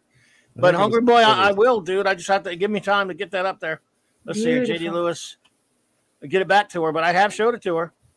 Steve Mitchum says, I've seen Hungry Boy's work. I haven't seen his work other than the Clawbony Steve Mitchum. And obviously the fact that he would be welcome at any college as a fine arts seminar lead or instructor. He's just bloody brilliant. I know I'm talking about him like he's not here, but I love Hungry Boy. I just think he's just marvelous. I'm gonna find it again, Hungry Boy. Maybe it was in the messengers. Maybe it was in messengers. That's I know why, maybe. I'm just taking it again and sending you the if it's the one I'm thinking of, Hungry Boy. And that's the only one you sent me. So, all right, I'm going to send it to you on Twitter, I guess, Raquel. Okay, I'm excited. Okay, I love it. It's great. I was blown away, even like when we first met Hungry Boy and he did the Clawbony, not even knowing what a Zamboni was and not knowing what a goose poop Zamboni was and just hearing me talk about it. And then he goes away and like he literally drew that.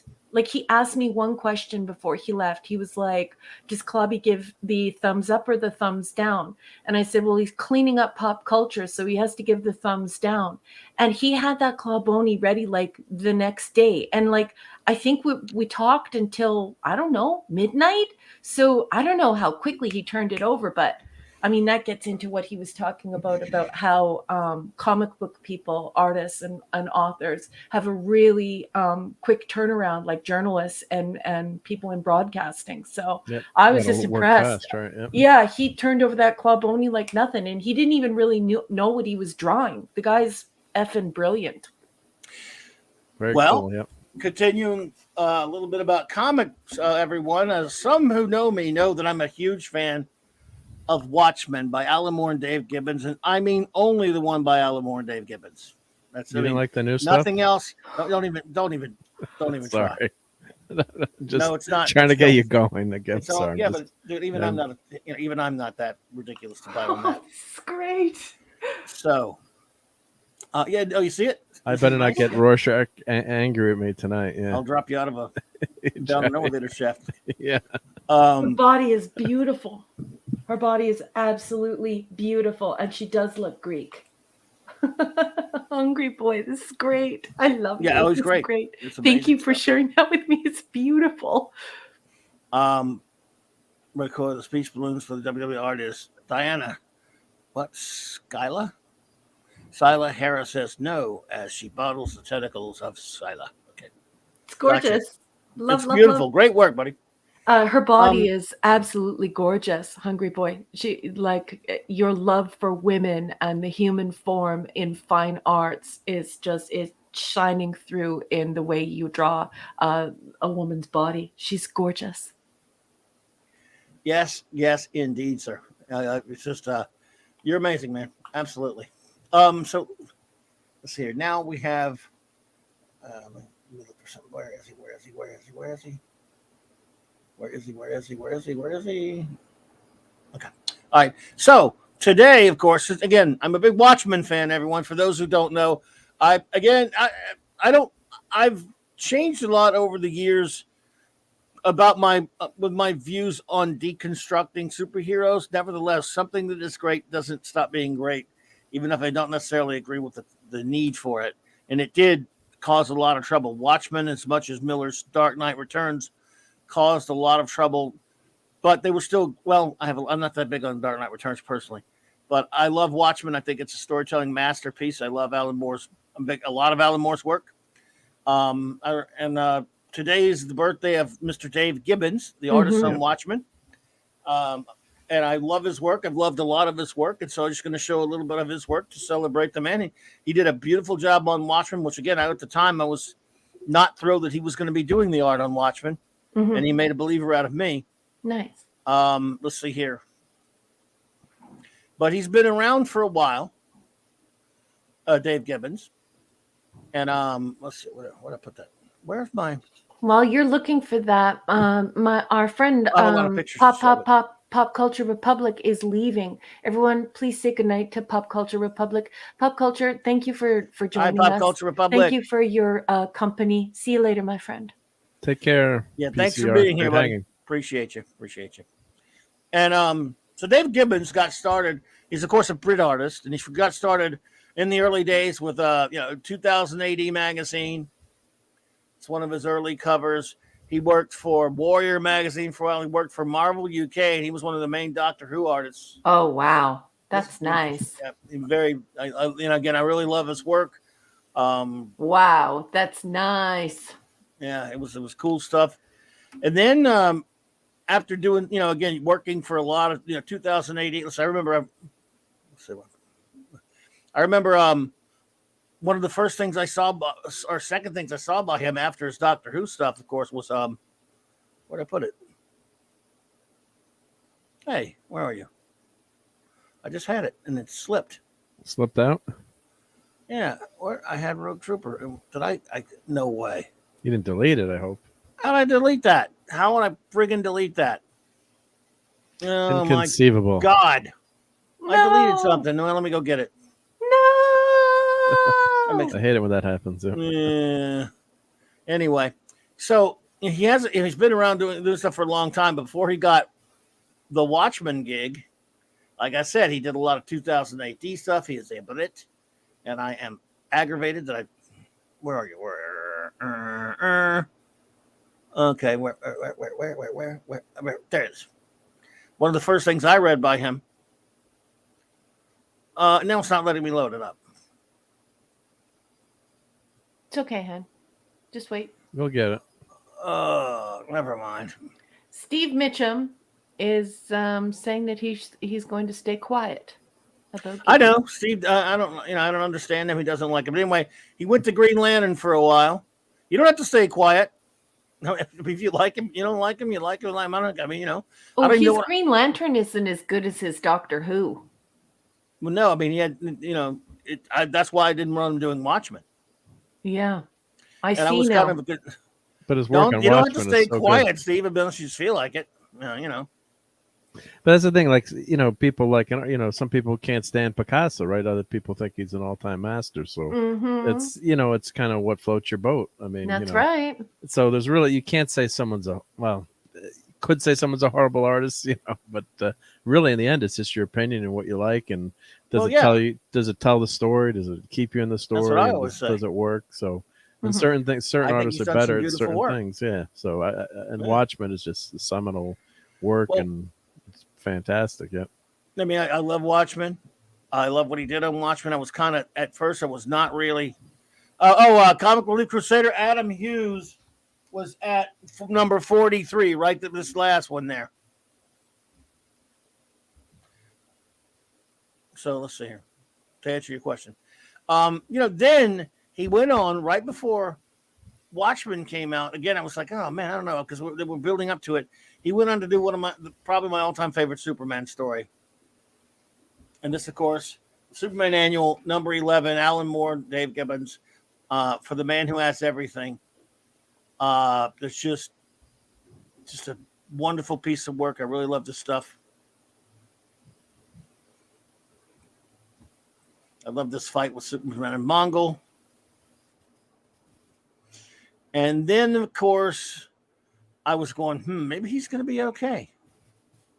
I was like, maybe he'll work out for Watchmen. And then I was happy. Because he just turned out to be just an amazing designer, a great storyteller. And I became the ultimate obsessed with Watchmen. He is a very, he was a very Will Eisner type of storyteller. Yeah, because as much credit as Moore gets, I mean, people kind of overlook Gibbons in the story, and people consider this, it's in the top 5, comic book works of all time, I would say, probably, or top 10 that people would consider. So, and I think crazy Alan Moore maybe gets rightfully so, maybe a little bit more credit, but the book's not working without this great art either, without the storytelling ability. And I can see where some people maybe don't like his art as much, but I think on this book it really clicked and it really worked. He was a great storyteller. It was very visual. Dog carcass, an alleyway, tired tread on burst stomach. The street is afraid of me. I've seen its true face. Yeah,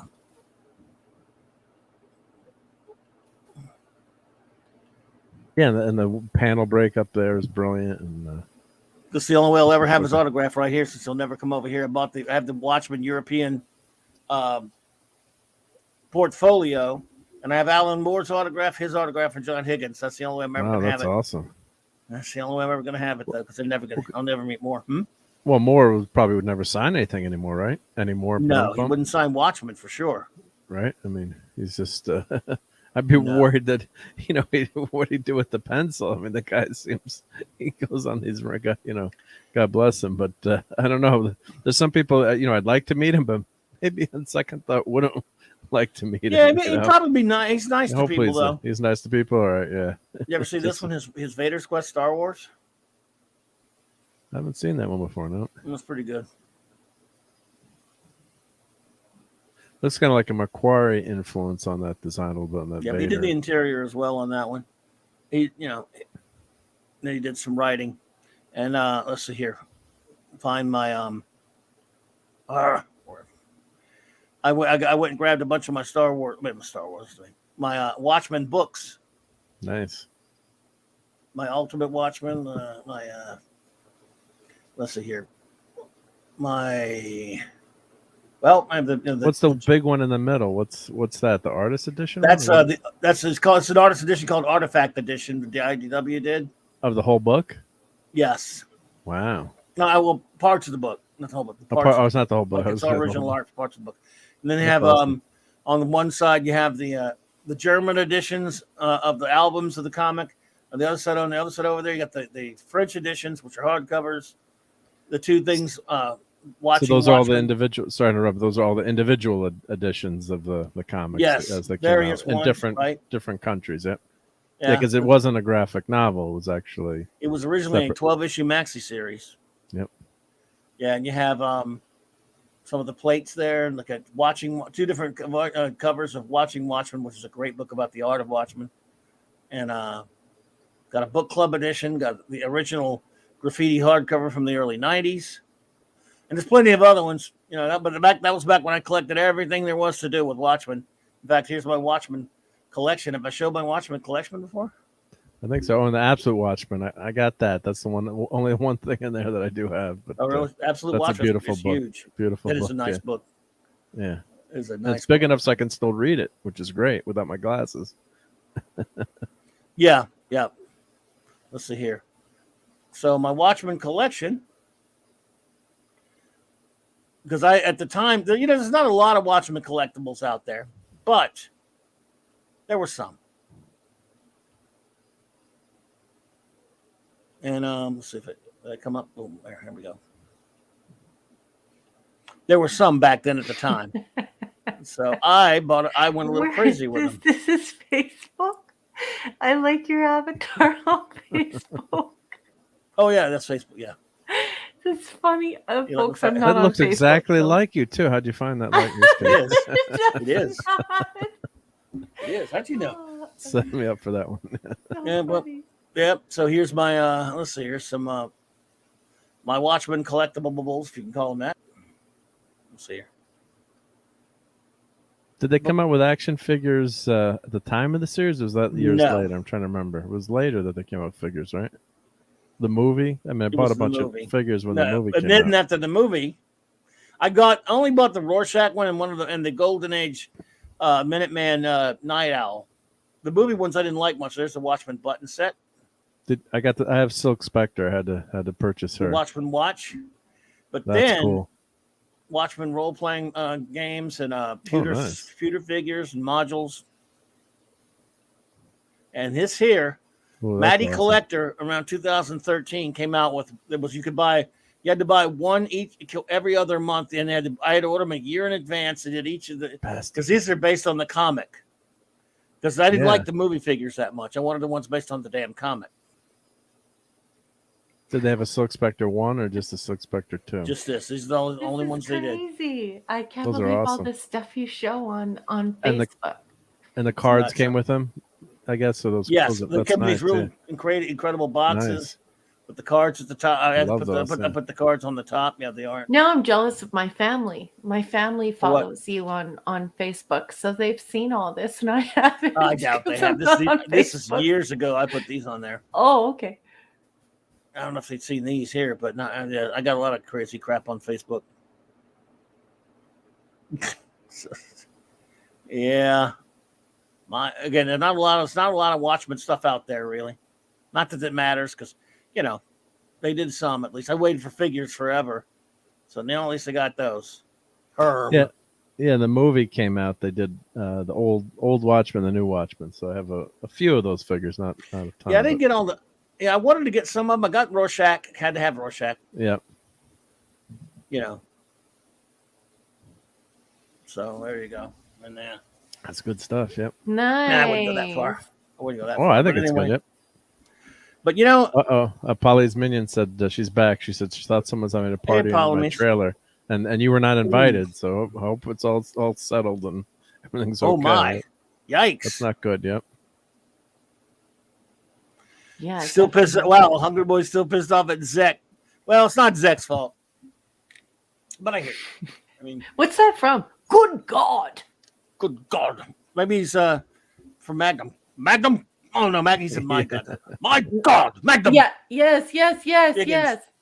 Higgins. Oh my It was God, Higgins. Magnum! Come back at once, Magnum. Remember when Magnum was dead and walking to heaven, and Higgins brought him back?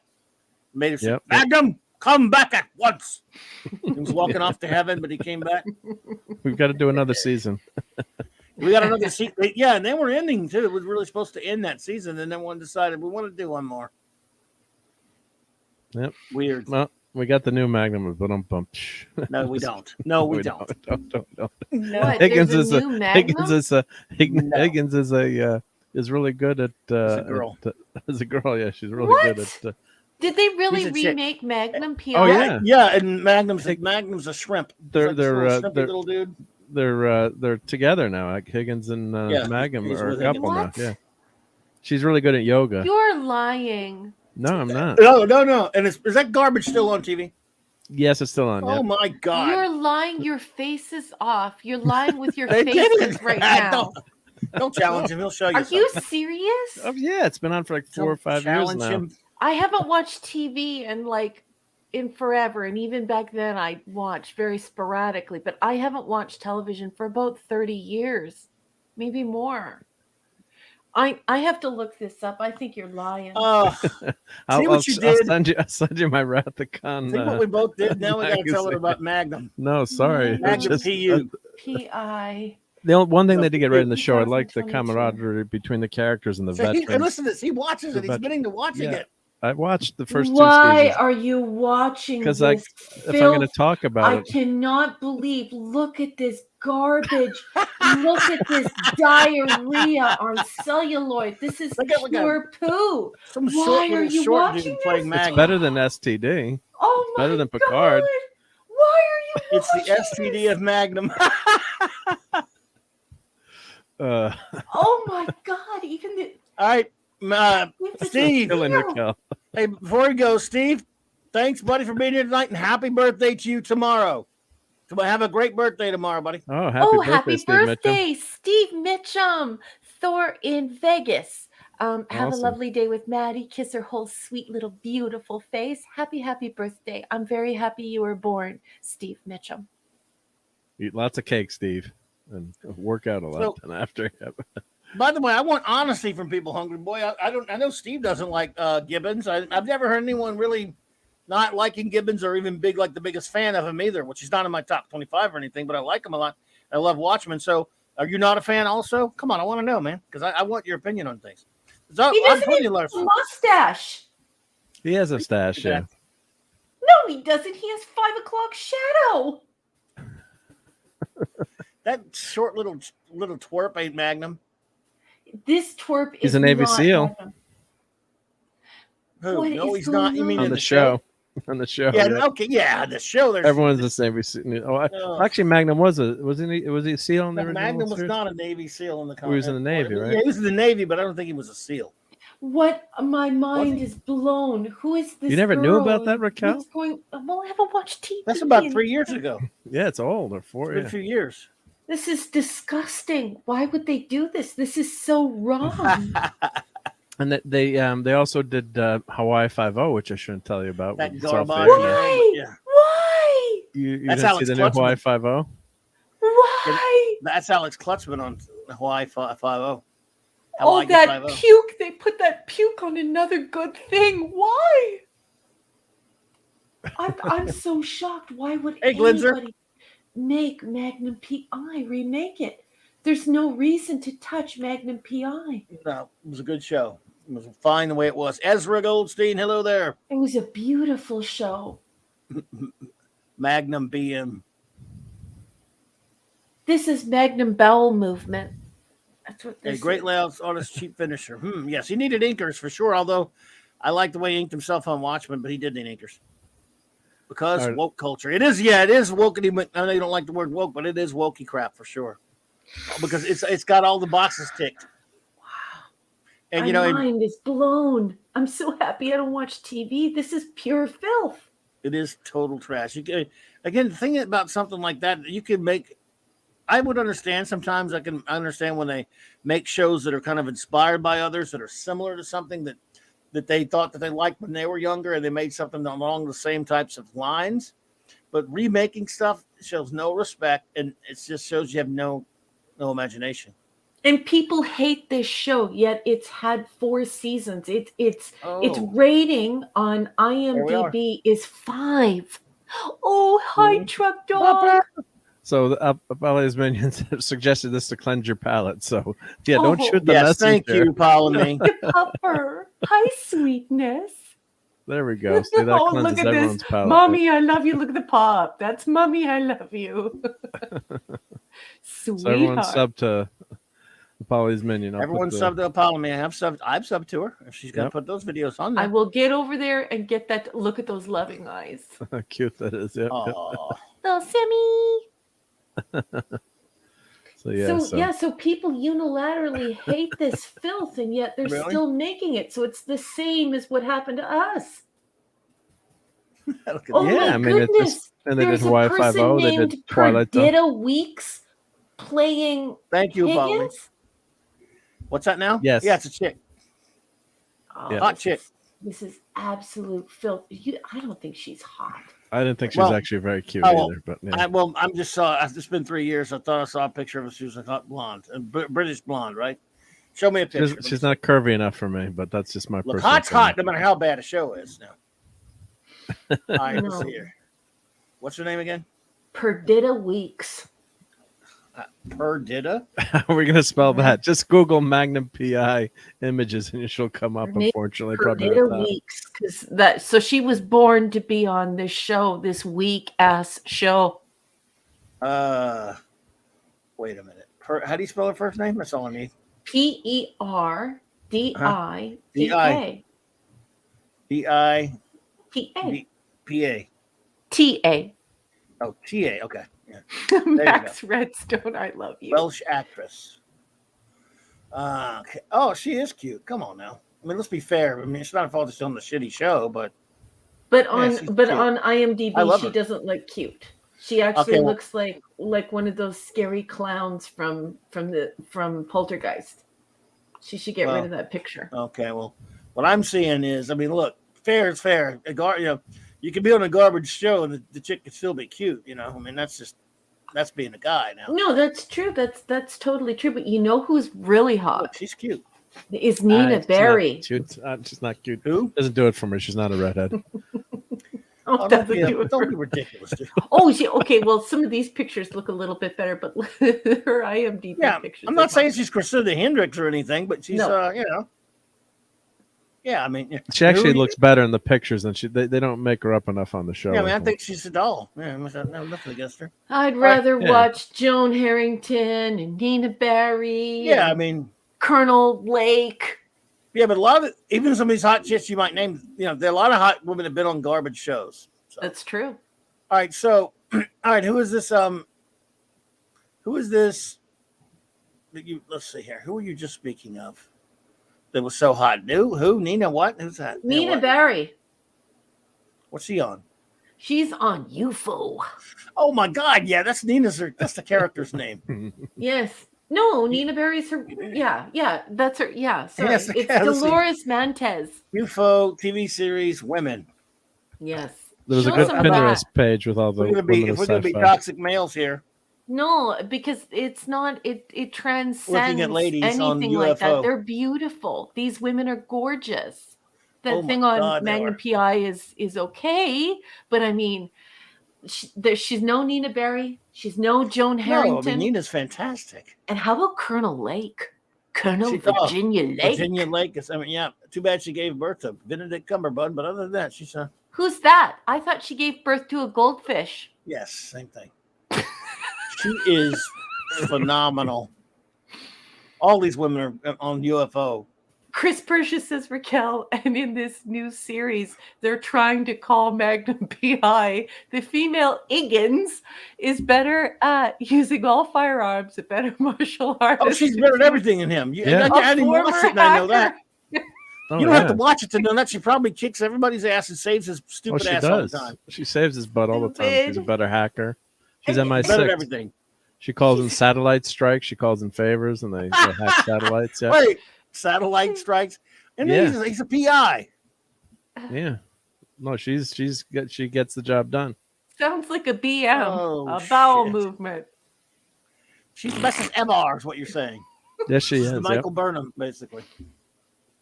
At least she's better looking than Michael Well, Burnham. that was that meme that was going around today, like with the old Star Wars cockpit with Millennium Falcon, with everyone had a mechanic, pirate, fighter, knight, and then they had the Ray. Yeah, Ray I like did that had every attribute. Yep. Can you believe that's the goldfish's mom? The goldfish. Like, look at her. You think She's a Cumberbatch 10 is out that of bad 10. looking? And she gave birth to the goldfish. She's an 11. What are you Does talking everyone about? know what you're referring to when I don't she's think they know referring the to Benedict goldfish Cumberbatch as the goldfish, folks. In case I don't just in think case he's you didn't that know. bad Benedict looking. Cumbersnatch. Is he that bad? He looks like a goldfish. He is skinny. I guess some women like that. Younger women like the soy boy skinny types of like him. They go nuts over him. And Yeah, I mean, I like Tom Hiddleston as an actor, but women go way nuts over that guy. gross. Yeah, I've never heard of people saying, other than you, that Cumberbatch is an ugly dude. But Are you serious? Yeah, Please he's Google I'm perfect. him. gonna ask my missus what she Google thinks him. tomorrow. He's perfect. Well, let's face it. They've tried to put him in the category with a Chris Hemsworth or something like that. Well, that's and that, different, yeah. That's No, that guy is And- not attractive. That guy's Chicks not like- attractive. see. I don't know. I mean, I don't care about dudes anyway. But when they go up crazy for the muscle guys like Cavill or Hemsworth, it's one thing. But when they're going nuts for Tom Hiddleston, again, good actor, great actor. Gross. But Loki's like a I don't know. But when Jack Kirby did his versions of Loki and Thor, he meant for Loki to be the slimy little unmanly little twerp on purpose to be revolting. Mm-hmm. It's kind of the way he wanted because it's the way he wore it.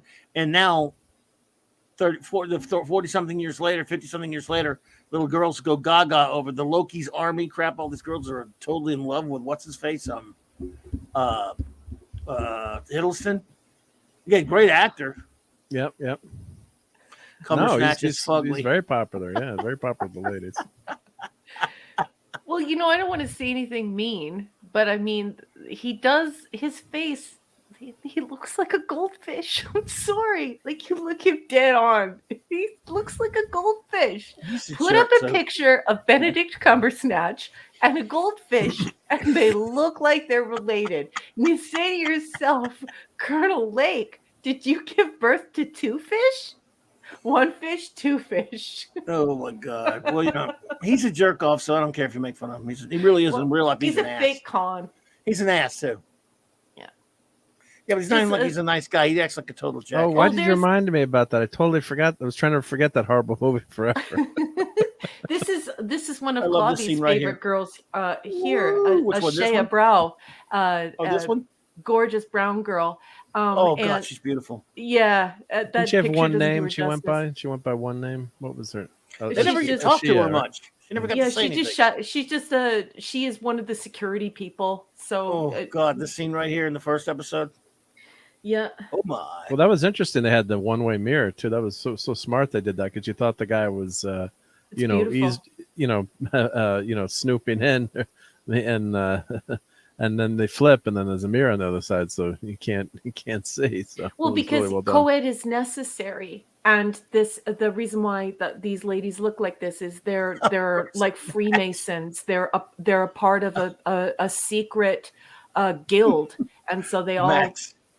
Yeah, see, he does. He looks. I told you, put him side by side. Looks like a Oh goldfish. shit. But Oh, my God. yeah, that's why I love a UFO, Mark, is because it does have that old feel of the first James Bond films, but it has so much real science fiction in it. Like you're thinking about the future, about technology, about futurism. But that girl that Claude Yeah, is I'm not looking at right concentrating now, on that screen right. I'm not that's concentrating on the show Antonia. so much. That's yeah. Antonia Ellis. She plays This right Joan here. Harrington, and she is absolutely. There's Clobby's favorite, one of Not my Clobby's favorite favorite. girls. But I love her. Oh no, that's not her. Sorry. I thought that was a All right, Shaya. which one? Gay? I mixed her Or you up want there. Gay or Nina? There's Nina. Nina, but that's not a good picture of Nina. Do you ever Oh, see my- much cosplay of there's these Nina right there. outfits anymore? I have. Well, at I'm going to Dragon be Con years cosplaying ago. it right away. But I wish you had a full body of Nina So Barry do I. because I actually believe she is one of the most beautiful women to So ever do be I. on television. All right, She let's is see what we can find gorgeous. here. Oh my. Nina. I bet you we just look for Nina and we'll find her. Yeah. Well, or Nina. just It's look what- up Dolores Mantez. We'll try that. I loved it when she was it's weird how when she was in the sub with Sub Smash. Sub Smash is a very scary episode. Yeah. It's a terrible episode. Have I seen that one? What number was that one? Have I seen that one? Oh no, I think it's That's later. not her right there. No, that's not her. That's her. Yeah, that's not a good picture of her. I wish I could find some really. Oh, there's some nice pictures of her. She just has There a she is. beautiful. She has a beautiful body. Has a gorgeous face. She is one She's of beautiful. the most beautiful women to ever be on TV. Commander, why do you make us wear purple wigs? I don't know. Just because we're on the moon doesn't make any sense, but we like them. So what the hell? This is her in Sub Smash right here. Yes, she's incredible in I love Sub Smash. And those that net out that fishnet like thingy. All the. I mean, Jesus Christ! Look at that. Yeah, I almost And the cried guys in had that no shirts, and the episode. guys had no shirts on. Yeah, the guys when had they no wore- shirts. Yeah, I almost cried you at that episode the first time I watched it, and the 2nd Mm-hmm. and third time I watched that episode. I'm through my third watch of UFO. Wow. But I'm only at the episode number 9 right now. So I can't help it. I think it's the Claude's most going beautiful. slow too, but he's watching it. Oh, it's gorgeous, you guys. It's so I had beautiful. to watch my Star Trek this week. So I'm on my I always second. get I that just done started- first. I just started back with the first episode again, and man, it's just so good. I wish now I'm gonna try to do Prod Order this time, like I tried last time. The Matter But, Priorities killed me watching that. Oh my god, I can't believe that. Have you seen the Square Triangle yet? That's next. That's been I mislabeled. wanna That's talk to not you about Nina that Barry one. in that picture. Whomever No, did no. that is You're right. incorrect. It's not Dolores, is it? And That's that's not not airbrush Dolores. too. Look how airbrushed it is. Yeah, and that's not Dolores. Dolores That's is Dolores right naturally there. beautiful. She doesn't even need any makeup. And in Sub Smash, you will see her with basically her makeup melted off, and she Yeah. still looks There like she is, right there. Sub phenomenal. Smash. It's weird. Isn't it the only episode she was Melted signed off. somewhere else? No, the initial episode as well in Jerry Anderson's yeah. Border. She is the one who his wife believes he's having an affair with, but actually he's meeting with the whole team that's going to be going to the moon. Yeah, but that was when that was Confetti Check. That was just like an episode talking about, his many years earlier when he was, when he got married and stuff, right? Yeah. No, it's when his wife leaves him. So she appears. Yeah. But it's what I a mean. flashback for is it a flashback for him? But yeah, she's not in a wig on that one. Yeah. But also, this is the only time I ever saw her assigned anywhere else. Yes. That's true. That's true. It's kind of weird. Yep. But great. Oh man, there's Gay, whatever her name is. Guys. Look at you. Look at it, Gay. They're beautiful, but even the women who guest star are just absolutely beautiful. They're all gorgeous, and the men are dressed so wonderfully. All the men are in suits and Cuban heels. They all have nice hair. They're all very handsome. And let's just talk about Straker. Straker is like my other Kirk. Like Straker is the man. I love Straker. Straker is a bad mother. Yeah. There's a nice photo of Nina Barry right there. Yeah. God, she's gorgeous. Dolores is gorgeous. Go ahead. No, I just said last episode I watched was Ordeal, which was that was a weird ass episode. That was a weird ass episode where it's kind of like a dream episode, and he ends up singing "Beautiful Dreamer." So that's the one I that was disturbing. But when you watch that out of that order, was freaky. Oh which my I God. did.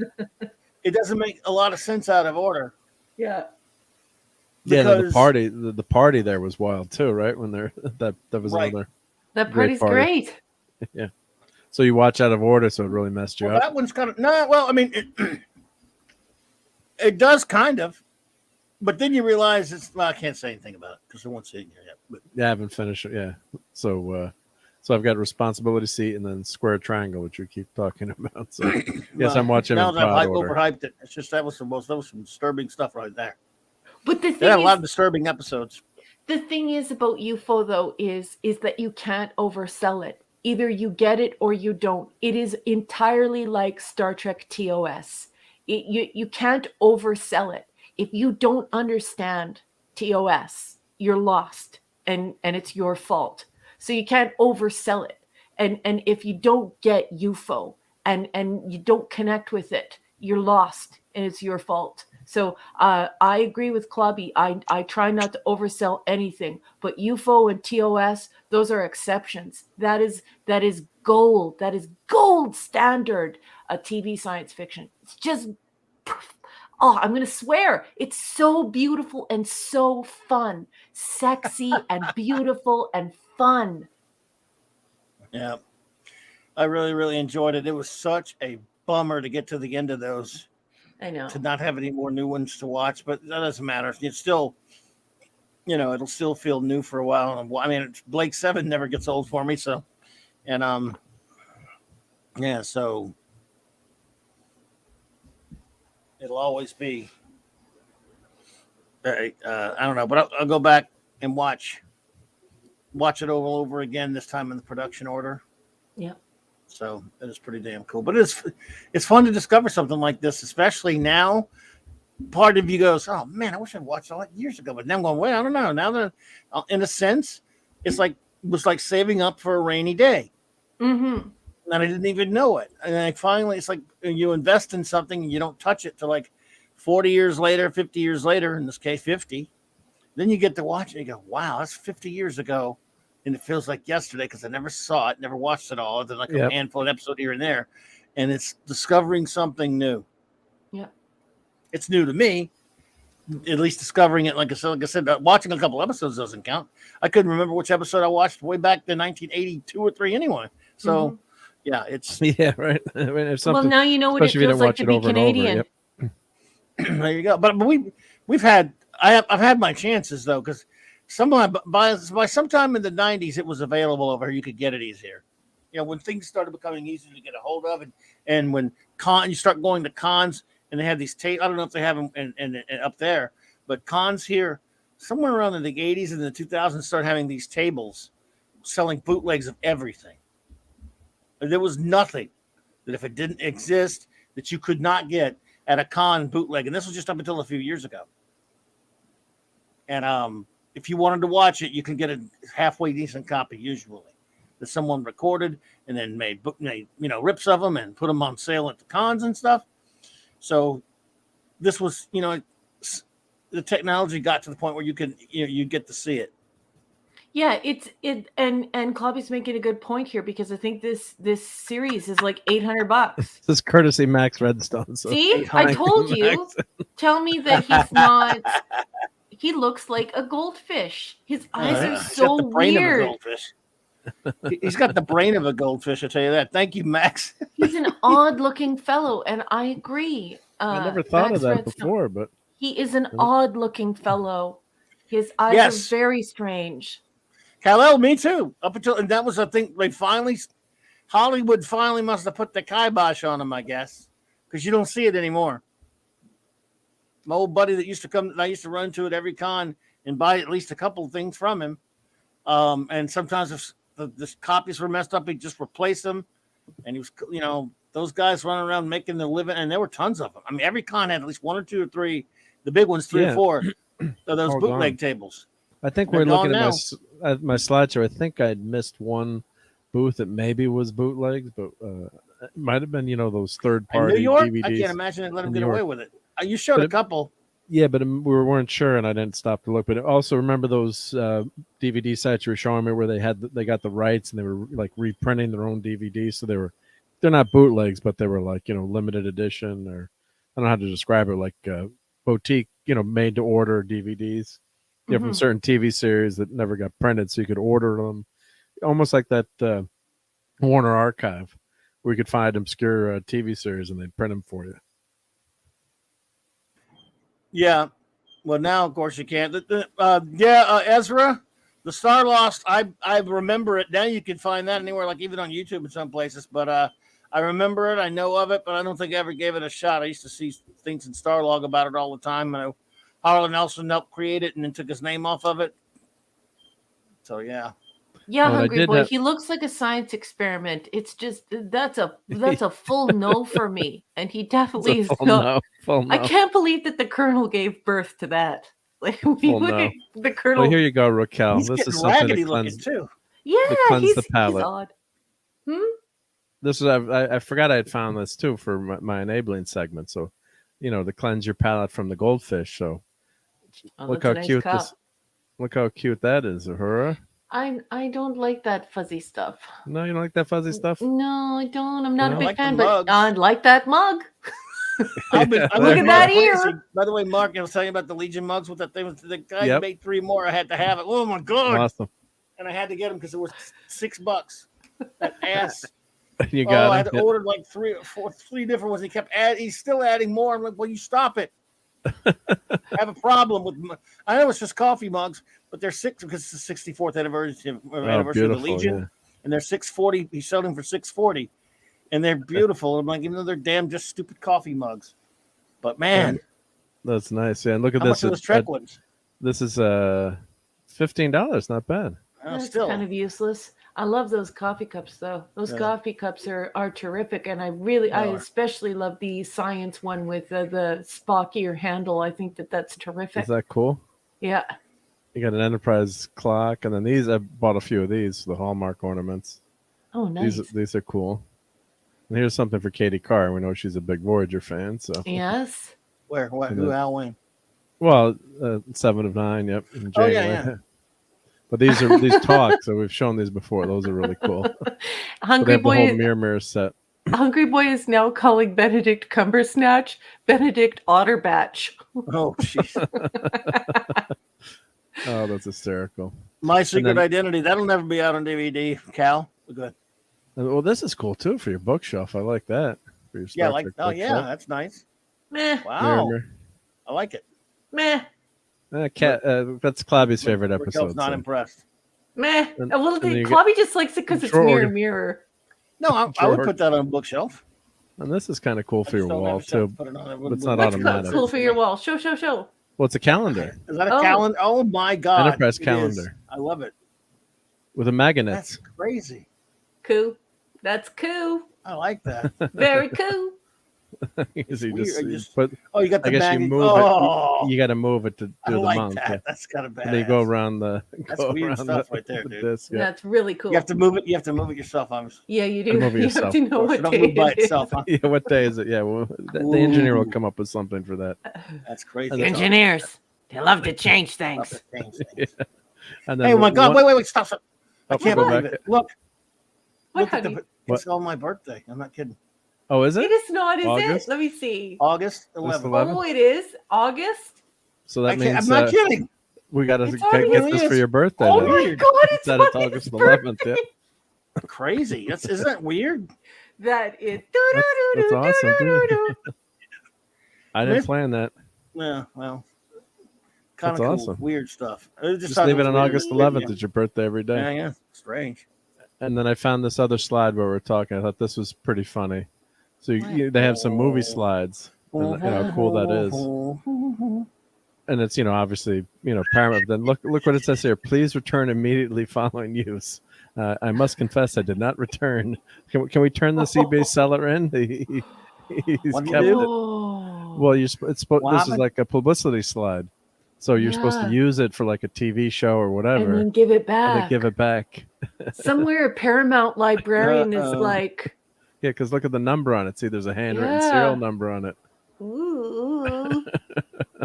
We're gonna get this person on eBay. Redstone, you're killing me.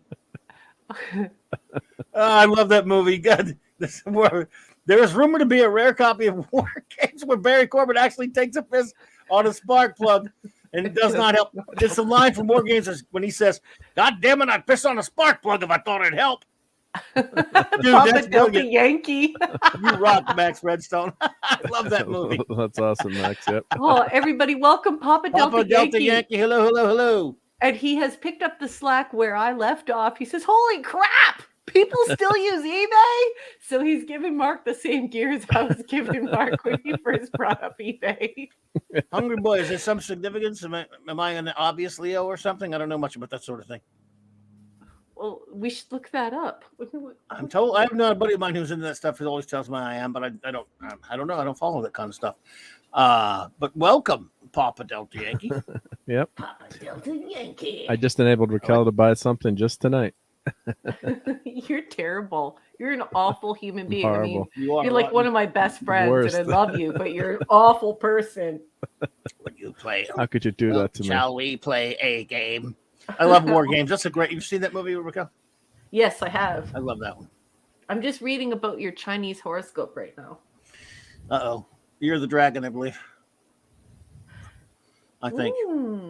Yes, you are the quintessential Jerk off. That's me. No, Leo. Acupounder. And I also like your colors. So your symbol is the lion, and your colors are gold and purple. Oh, well, that's LSU. See, it doesn't make any sense because the LSU Tigers here in Baton Rouge are gold and purple and gold, but that's a lion. So it should be black and gold like the Saints. It's all messed Your up. ruling planet is sun. Your body part is your heart, which I agree with. I don't have one. And your mode and element are fixed fire. And your mantra is, I will. Well, that was definitely wrong. I'd never do anything ever. I have no will. I have the worst willpower ever. I have like negative 2,000 when it comes to willpower. Then you are, I will. But you would just be I will. Maybe. I'm Mr. Procrastinator. Later. It's more like I will steal from the rich and give back to the poor later. What's that, Cal? Are you the same? Are you also a Leo? Club is a lion of fandom. That's me. Yeah. Except I'm more like the one from Wizard of Oz. I'm scared of everything. Oh, yeah. What's that, Ray Bolger? So your top love matches are Libras. You need to find yourself a Libra. What month is that? I don't know. I don't know. Let me go check, huh? Libra. Well, all I know is it must be Christina Hendricks. She must be, because she's my top love match. September 23rd to October 22nd. September. Oh, okay. There you go. There you go. That's mine. Exactly right, Claudia. I won't. More like I will, but maybe not. I'll lie I will. Yeah. Later. Maybe. Just later. I'll push it back. I was born in the year of the dragon. Oh, 64, right? Year of the dragon. Isn't it? I'm looking it up. I used to look at that on when you go to the Chinese restaurant and it had the calendar thingy on there, you know, or the zodiac, Chinese zodiac or whatever. You know what I'm talking about? Did you ever go to those? You never went to the Chinese restaurant and they had those? No. Oh yeah. Year of the each year of the pig, year of the different. I think I'm a dragon. Animals. Yep. I can't remember what I am. Yep. Well, I'm not going to reveal when my birthday is, but you and I make really good friends. No surprise. I was told Leo makes friends with everybody. I'm a I'm not Gemini. kidding. No, I've heard that's true. I'm not I'm making that up. June I don't 17th. know. So I'm just, Gemini. you're the Gemini man. Space program. Yeah. So funny. No, I'm not even joking there. I have heard that, and I try to be that way. I believe that. I believe it. Which is Matthew stupid. Pounder because is a I'm not saying rat. this right. I'm a rat. I'm a fool. I was thinking of the prisoner. Yes, I'm a fool, not a rat.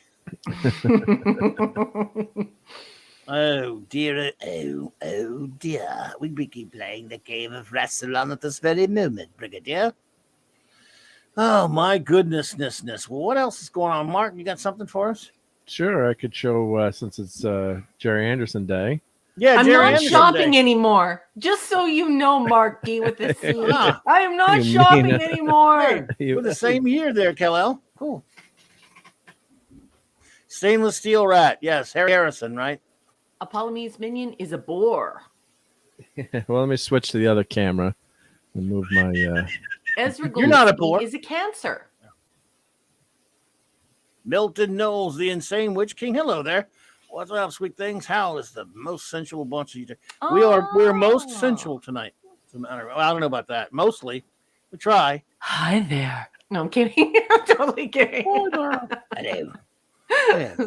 You know, I'll give you an example. Let's say, just so you know, we are so sensual that you could actually hear us. Like, for example, wait a minute, wait for it. Okay. Wait for it. Wait. How about a little background music, everybody? You like that?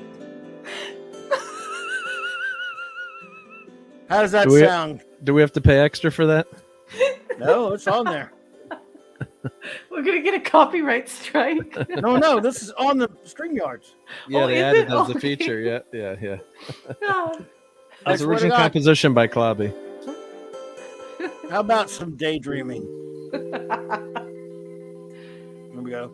Takes forever to load this over. Pigs in space. Oh, now that you mentioned it, look, this one's called Into Space. I don't know why. Matthew Pounder. It's a Thursday night, baby. Just chill out now for the light FM. We're going to be playing you some geeky, funky, dirty things about Star Trek and comic books, baby. Just sit back and relax, and I'm going to turn that off now. Wow, that was just too much. Yeah, that was way too much. Oh, my. There we go. I got. Oh, my God. Sorry, folks. I don't know how to turn it off. Phew, it's off. Whoa. Oh, so funny. My goodness. That was weirdness. Oh, there's pigs in space. So we got lights and everything, just like it's a. Oh, I love that intro. Chris Persia, I love you. Clobby, I'm sure there's a teenager claim in the Germany stream. that will try to claim the stream over the free music. Yeah, it's free there. Oh, jeez, so funny. So of course I Wow. pulled this out of the basement when you did. You guys were doing, the Trek show last week, and you had that lovely picture of Deanna Troy That's as cool. a pig in space. So Oh, wow. I'm like, I got to complete the Yes. collection. So You I didn't. picked up. You I didn't order it picked up. because of that? Well, I got the whole set. I got the piggy set. So What? Is that What? yes? I just yes, got this Papa on Delta eBay. Yankee. That Just is a picture because from of Strange New Counselor Worlds. Camel Toe?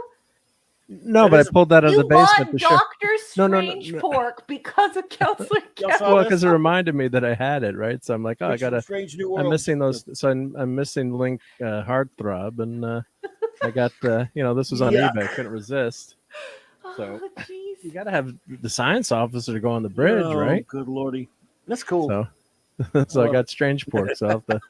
You gotta if open. it completes your bridge set, then yeah. I mean, Completes my bridge set. So here we're And gonna. Strange Pork also has a camel toe. wow. Poor Beaker.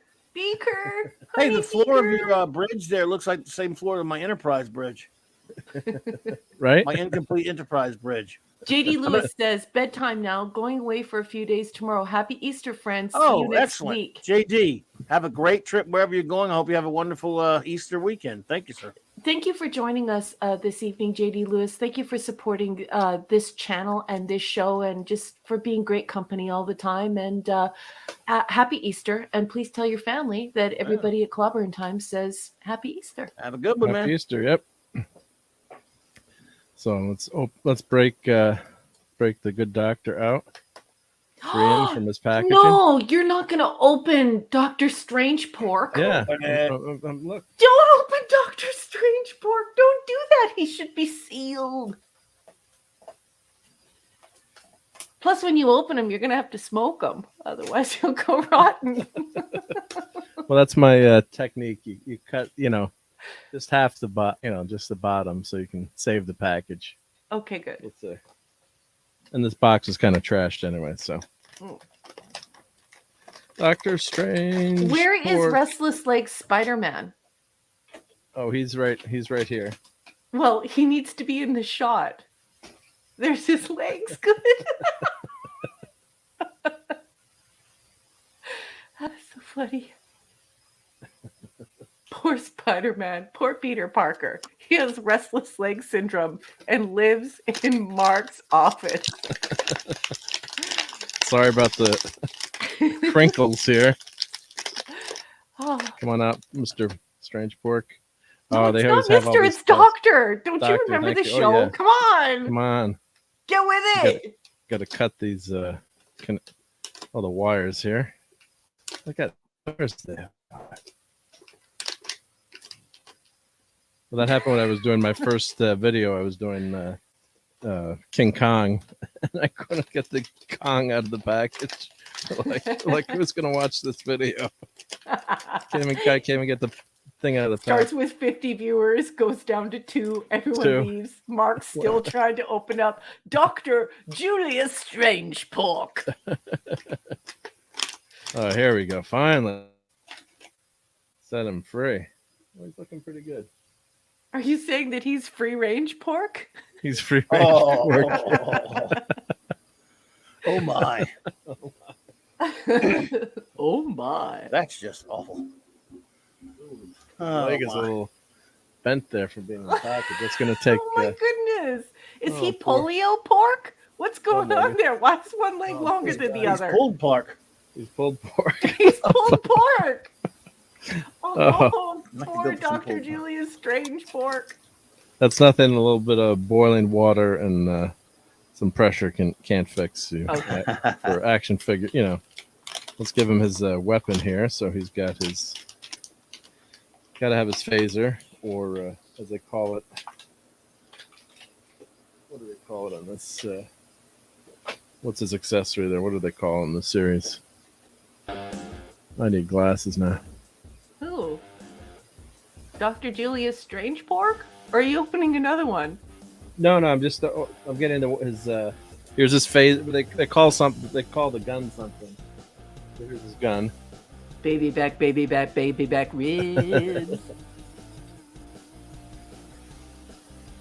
All right, so he's ready to fight. Even though he can't stand up. Clobby? What are you playing, Clobby? I don't know what you mean. Whatever do you mean? Whatever you mean. Oh boy. Ike? Whatever do you mean? Grace says, actually, Mark, it looks like Dr. Strange Pork's left arm is longer than his right, too. Yeah. Poor guy. He's been in this package for 20 years, right? So bad. Should have smoked him first. Should have smoked him. Would have been fine. There we go. This is widget that comes with him. Nice. Some kind of R2D2 looking rip-off. Yep. Mm-hmm. Oh, not so bad. Not so bad. Yeah. So what are they? Well, let's say. Oh, I love it. I love when they have the catalogs too. You can look at the old catalogs that came in the package. So let me rip this out. Well, cut this out so I don't mess it up.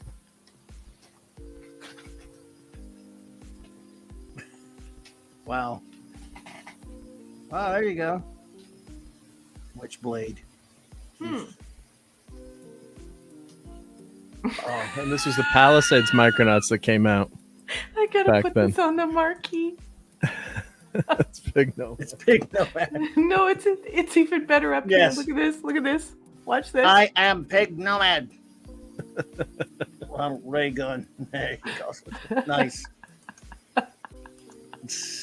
Coming soon. Portly Shatner season 3. Oh, there's animals. But this Micronauts line that came out, they actually went to collectors and had collectors copy their figures to copy. But then they used like a cheap plastic, and the figures all fell apart. Oh crap! You got those or no? I never bought any of those, but it was a total disaster. It wasn't the company's fault, but like the person, the company doing it, like switch stuff up on them and do shoddy production. So yeah, so that was Strange Pork with Robot and Dissolution. Dissolution? There. I'm trying to remember what they called it. Yeah. So So I think he's looking pretty good. did you for an pronounce old something pig. wrong? Hi. Yes, I did. I don't know. It's a Dissolution-tron. I'm not going to try anymore. All right, so we got that, and then we're going to move on to something really cool for Jerry Anderson Day. Okay. So here we go. Looks like a Dalek and R2D2 hooked up. Yeah, pretty much. Wow, Oh. nice. There What is that? Was that from Thunderbirds? Yes. T-Birds, yep. So let me move the pigs in space out of the way real quick. Pigs in space. Pigs in space. Yes, let's see some Thunderbirds. Thunderbirds are go. So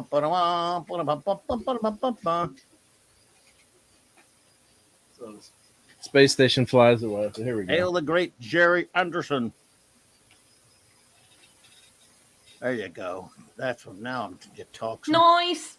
And it's not that dissimilar from one of those ships from like the Skydiver, maybe Yep. from UFO. Yeah. Well, because it's the same, Same Oh, you mean Sky One? Sky One, yeah.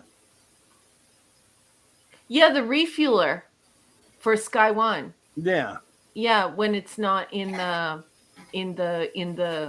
diver, Yeah. right? That was pretty cool. Scuba Pete. Scoob! Just in time for the toys. Scuba Pete! I was talking about you earlier. Were your ears burning, sweetheart? What's up, dude? Good to see you, man. Oh my God. Thunderbird 2, eh? Yep, and I want it. Is this from the movie? No. Well, no, for the series, yep, and the movie too, and then Directed by and they talk to each other. by Right? Raquel's favorite Thunderbirds person. 2. That's pretty cool. Then we got Thunderbird 4. That movie was directed by Raquel's favorite person ever. Or one of them. Ooh. Jonathan Frakes. Johnny Fakes. I'm reading when They I did a read live stuff. action movie. You know how these are always puppets, but then in the early 2000s, they did a live action movie. And your boy, Johnny Fakes, directed it. Oh, Johnny. My kids Fakes. love that movie. Yep. Well, there's Transport. no accounting for kids' tastes. I never saw it. I don't think I ever watched it all. Did you know that Johnny Fakes, his taste is actually all in his mouth? Whoa. That's why he's eating pizza all the time. You may get the impression, folks, that number one doesn't really care for number one. That's because that number one is number two. I knew it. Oh, it was perfect. Line it up and watch it just fly across that plate and get knocked out into the. That's pretty cool there. I want to direct science fiction shows. Let's put pizza in every scene so I can eat pizza. Did he do that? Wow, I can't blame him for that almost. No. Well, he's always eating. He's making the eggs, making the pizza. And his stomach keeps getting bigger. Recur. What's cool? I'm not commenting on bigger stomachs, but Yeah, I don't know about that. Yeah, but you're not an astronaut, that's right? good. What's cool about this is as you do when you do the wings, You're not Tilly. it automatically lowers the gear. So when you come into That's land, very cool. When'd you get this? Recent or no? It's old. I've had it for about 10 years, yeah. probably. Amazon purchase, and like gots to have it. It was on one of You those. don't have any of the puppets, do you? I don't have any. Well, I just have 2 of the characters are inside. Those puppets okay. are creepy. Do not put those puppets up on this You show. don't like the marionettes? Leaving. They're creepy as hell. Oh, come on! You don't like the marionettes of the Thunderbirds or Captain Scarlet? They're scary. And don't you like the way they bounce up and down and talk like this? I think we've got a ship coming in. It is time to launch all of our ships to rescue our. Maybe it's See, because like I grew up in the 70s, and in the 70s, it seemed like everyone scary, huh? was obsessed with making dolls possessed. You know what I mean? Oh, Virgil fell out of his seat. Is that Bill no. Paxton? No, Bill that's Paxton the was in that marionette. movie. That's one good thing about it. Bill Paxton was awesome.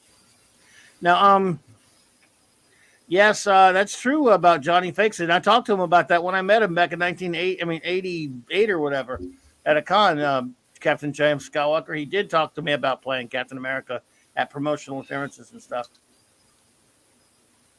Really? Yep. Wow. He did a lot of promo stuff. He had a lot of, I guess, he had a lot of jobs where just put him in costume and he went to like promotional stuff. Well, now I feel bad for teasing him for getting a little bit of a belly on. If he was cosplaying Captain America for a long time, that's a long time not to be able to have starch and pasta and mashed potatoes. So maybe he deserves to have pizza. Let him have some pizza. We were walking through the hall about to go see him or something like that in 88 Atlanta or whatever, and we used to call him Kirk. And I'm yelling back at Claude or something. We're going to go see Jonathan Frakes, whatever. We're about to go. And he says, I don't want to go see Kirk. Sure enough, he turns around and there's Jonathan Frakes walking through. He looked at us and gave us a goop like a smile. Like I guess, I don't know if, I'm not saying he heard us or not, but later we went in line, got his autograph. He was nice to us. And I said, hey, I hear you're playing Batman in that next movie. He said, where'd you hear that? I said, well, it's a rumor I'm starting. I hope if you'll go along with it. He said, yeah, I'll go along with that. I played Captain America. He told me and stuff. We talked, and then he was Julie Newmar was there signing autographs of all things. Oh. And he's standing there, and Claude, he says, man, my hand is hurting all this autographs. He was complaining about his hand hurting, and Claude says, well, no masturbating for you tonight. What? Claude? No, he didn't say that, did he? No way. And Frank just laughed. That's Claude for you. It was a couple of weeks later that he went on the Arsenio Hall show and called fans weird and got in trouble. That's Claude's fault. It's because he met our Mr. Parrish. That's why he thinks fans are weird. True story. It happened, folks. Yeah. Well, I don't. It was Thanks a lot, Claude. It was 1988, so I don't have it on my camera phone because I didn't have one. But it's okay. It happened. Chris Persia wrote something really long here, so I'm going to put it up on the marquee and find out what he's saying. What are you saying, handsome? He says, Clobby, there is a reason to the madness as to why Tilly keeps expanding. After consuming Guidance Mass, they will have her become their living starship, a la Moya from Farscape, using shrooms to warp. I'd be all over that. I'd watch that. No, oh my gosh, Chris Persia is so funny. Oh I'd watch God, that maybe. I was hoping she was off the series, but someone was saying that she actually comes back. It doesn't matter. I know, but it was just so fun that one scene. I got to clip that because I'm out of my comfort zone. I ate macaroni and cheese. That's the dumbest thing I've ever heard anyone say. I'm so glad I don't watch that filth. And as a proponent of macaroni and cheese, I'm really offended by it. Yeah, I was offended by that too because I love me some good macaroni and cheese. Anybody doesn't like macaroni and cheese, it's not okay in my book. And I make really good macaroni and cheese too. I was known for that in college. Are you telling me in the 32nd century they can't make good macaroni and cheese? Screw that. God. Yeah. See, because I made it I always had half and half in my fridge, and butter, real butter. So when I'd make college mac and cheese late night, everyone came to me for like, how come your mac and cheese tastes so good? Because I don't make it with just water, you morons. Water? Yeah, you got to make milk. You got to have half and half in butter, even if it's Kraft. There's another. This is second airplane reference tonight, Max Redstone. And Leon's getting larger. I'll allow it. You could have you have 6 more. You have 6 more. Eric Have you Carroll, tried hello that there. new mac and cheese from the United States that they're selling at Costco? I call it Dayglow, and it makes my husband laugh. It's that Chester Cheetos. It's like made by Cheetos. It's macaroni and cheese. It's macaroni and cheese, but they use the same flavoring that they put on Chester Cheetos. Oh, I'll try that. As the I'd try that in a powder. heartbeat. I'll take that. So I boiled that up. I boiled those noodles up, and I put on that Dayglow powder that they use to make cheesies. Chester Cheetos uses to make all their cheesies. And I put heavy cream in with real butter. And then I put in a handful of white cheddar and a handful of orange cheddar, and I stir it. And that's quite good. I don't mind it. I mean, I'm not a big fan of like pasta. I've never really liked pasta, but I do like that Dayglow stuff. Hey, another airplane quote, because you can never have enough of them, even though it's a paraphrase. Well done, Scuba. You know, looks like, you know, Mark, it looks like the same phenomenon from last night that we noticed is happening to Eric Carroll. Eric Carroll, you may be, because he's talking about things that we talked about an hour ago. See? Well, some of our audience is couple just last night. Our time travelers. But no, seriously, he might have popped in and he thinks he's Yeah. up to date, and for some reason, I don't know. That's weird. It happened last night to a couple of people. Yeah, it did. Yeah. We're not making fun. We're just having because it's happened to me before. It's happened to all of us. Yeah. We're in a stream and we're not making Way fun. behind, we're just having good fun with it. Yeah, just and so we sent like when you arrive in the present, when you get this message. Yeah, I forgot who it was. Then I told him, I said, was it D-Bud or was it who was it? No, it wasn't D-Bud. Matthew Pounder was one. Hey Matthew, if you're here tonight, if you're caught up. And I forgot who else it was, but it was before Matthew got here and did that. And you could tell by what he was talking about. It had been like an hour about something we talked about an hour ago. And somehow they must have, when they turned the stream on, sometimes you actually hit your mouse or something. Yeah, it'll run the thing back to a certain point. You hit it by accident. I hate it when it does that. Yeah, I've done that before. Max Redstone says Raquel, is Kraft mac and cheese called Kraft dinner in Canada, like South Park says. It sure is. I don't eat Kraft dinner. I think it's pretty gnarly. I think it's gross. My husband and daughter eat it just to gross me out. They eat it in front of me. I think it's disgusting. I love it. Yeah, Kraft cheese. Yeah, we don't call it Kraft mac and cheese here. It's legally, I think it has to be called Kraft dinner because what it comes with is not exactly cheese. So I don't think I'm not certain on that, but I'm pretty sure that's the reason why. Good to see you, Eric. If Eric, I don't know what he says. I've just been busy. I don't know if he's talking to us or talking to us from earlier. Cracker Barrel, Velveeta are the best macaroni. Okay, Actually, my sister-in-law makes the best macaroni and cheese. I'm going to send a picture of what I'm talking about to Clobby. Well, thank you for that, Max Redstone, for the Air Force picture. Yep, for the war game. This one? Yeah, that's from Max Redstone. Okay. Thank you, Max. Yep. Appreciate you, dude. Just wait. I'll send this picture to Clobby so that I can show you all what this looks like.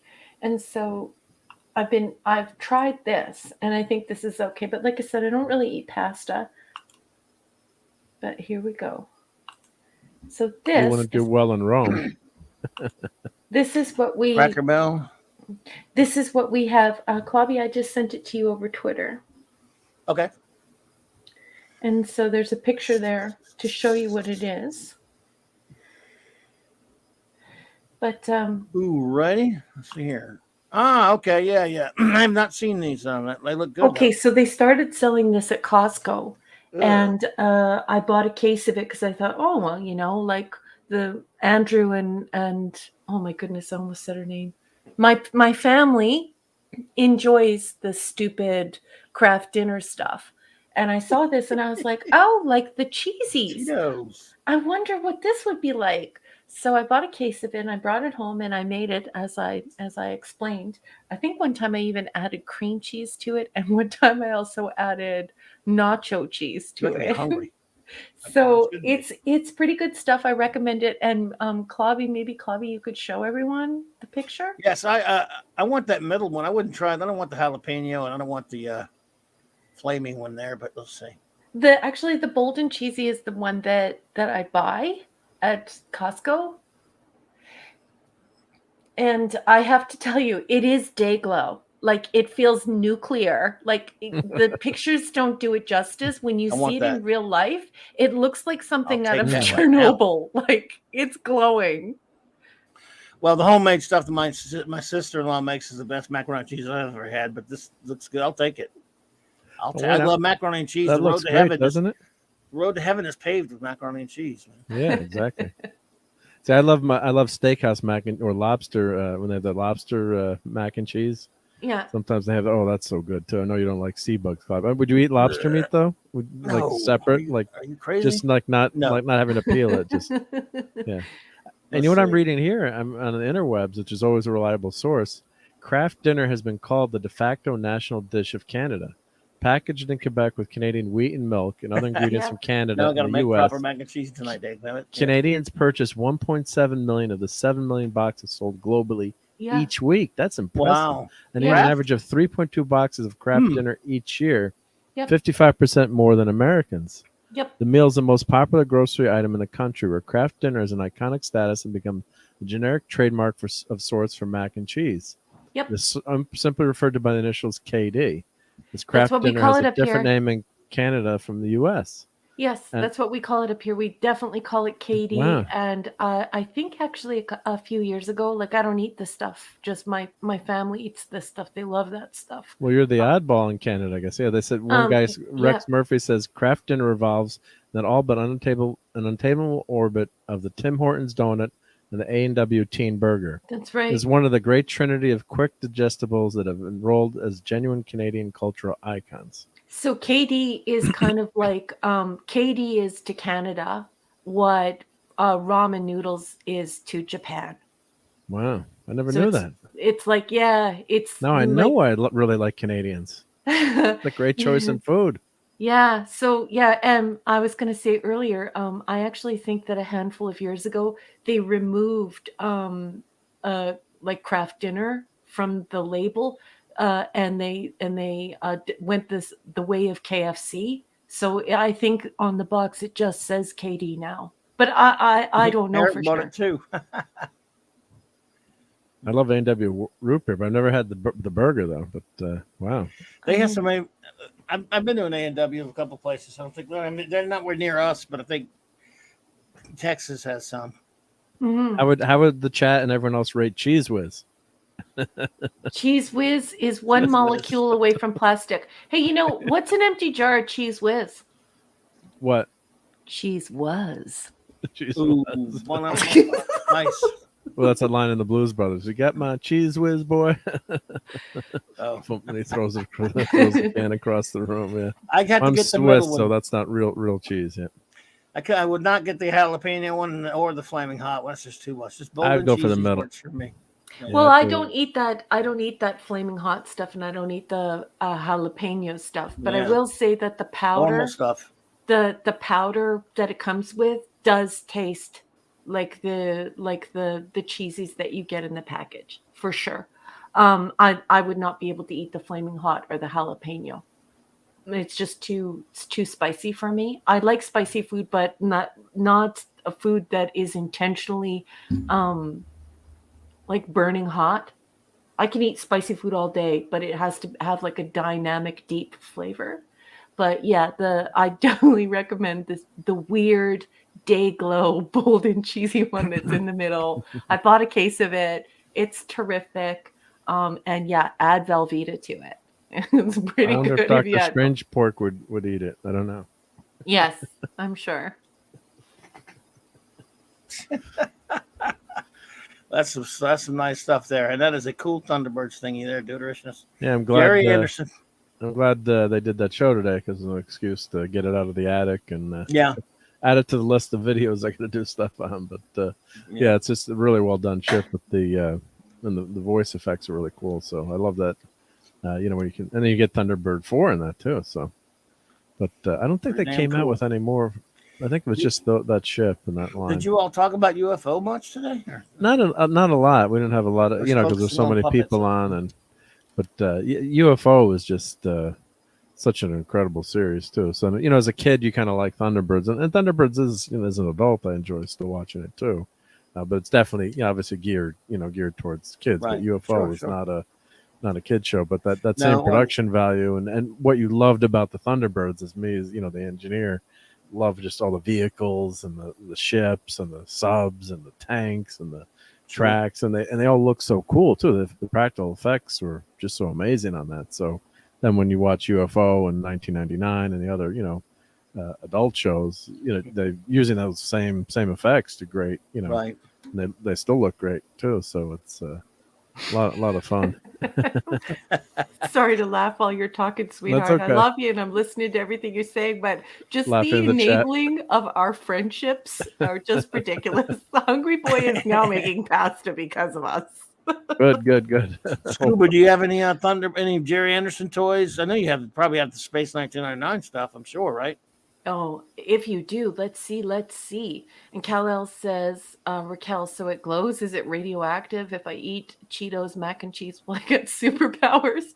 Yes. Sweetheart, you might, because it is that ridiculous. Yes. Like when you see it in the pot, when you take the bag, when you rip the bag open and you pour it over the pasta, it's shocking. Like, it's like, did you have an orange highlighter when you were in school? I took comm and tech, like communications and technology. So I don't use yellow. I use orange because I have to be able to see what I highlight. It's literally the same color as like a very rich orange highlighter. It's a little scary, but not off-putting. But it does feel very 1950s sci-fi meal. I just love it. You have to try it. It's actually kind of cool. No Jerry Anderson toys yet, but who knows? Maybe we'll. So you don't have any of the Space 1999 or that stuff, I see. Oh, good night, Apollomy. Oh, have a wonderful night. Thank you for being here. Take care, she says good night, all. But she also says, I just added a new video of the pepperoni. Oh, so we're beautiful little puppy Sydney. Yes, everyone, please go. Please, if you have not already, please subscribe to Apollomy's channel. Yeah, and we got a link somewhere right here. We do. Good night, sweetness. Thank you for stopping in. Thank you for your company. And kiss the pepperoni for me, please. Yes, good night indeed. To the pupper, yep. And you guys are going to get really mad at me. Let's have a contest. How much do you think I paid for that Thunderbird 2 on Amazon? People in the chat for fun, you can put it in. $275 American. No. All right. And we got Clobby with $5. $5.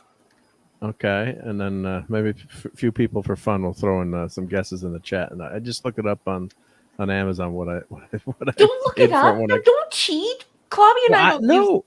No, I had to know what I paid, what I actually paid because I remember getting I got it on a special. Yeah, so I had to. Okay. I wanted to give you the right number, but it's. I feel like this is the Price is Right. So Price is Right. Whomever is closest without going over, and Captain James T. Skywalker says $375. Max Redstone says 57 simoleons. I'm gonna say because I was kidding with the $5 one. I'm gonna say Scoop.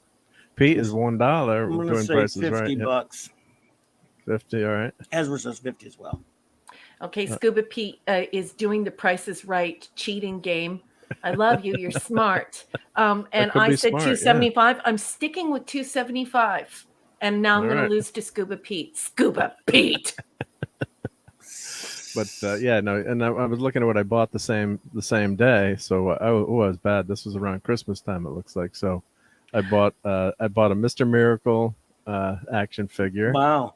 I bought a Robin and Batman from Dark Knight Returns. And also, I was completing that Build-A-Figure, so I bought the Mutant Leader. But oh, God. Whenever you can buy a mutant, just go for it. Dave's coming in with 150 buckaroonies. Oh, no. Yep. So it was on sale, we'll say. So we'll give me a couple more seconds, but it was one of those. We'll say it was one of those flash flash sale. So, and I also bought a Mega Bloks Kubros Star Trek Worf kit. Oh, that's right. Yeah. You bought a Kubros kit? Yeah. Oh my God, I love Kubros kit. Yeah. Oh, I think I gave that to Worf?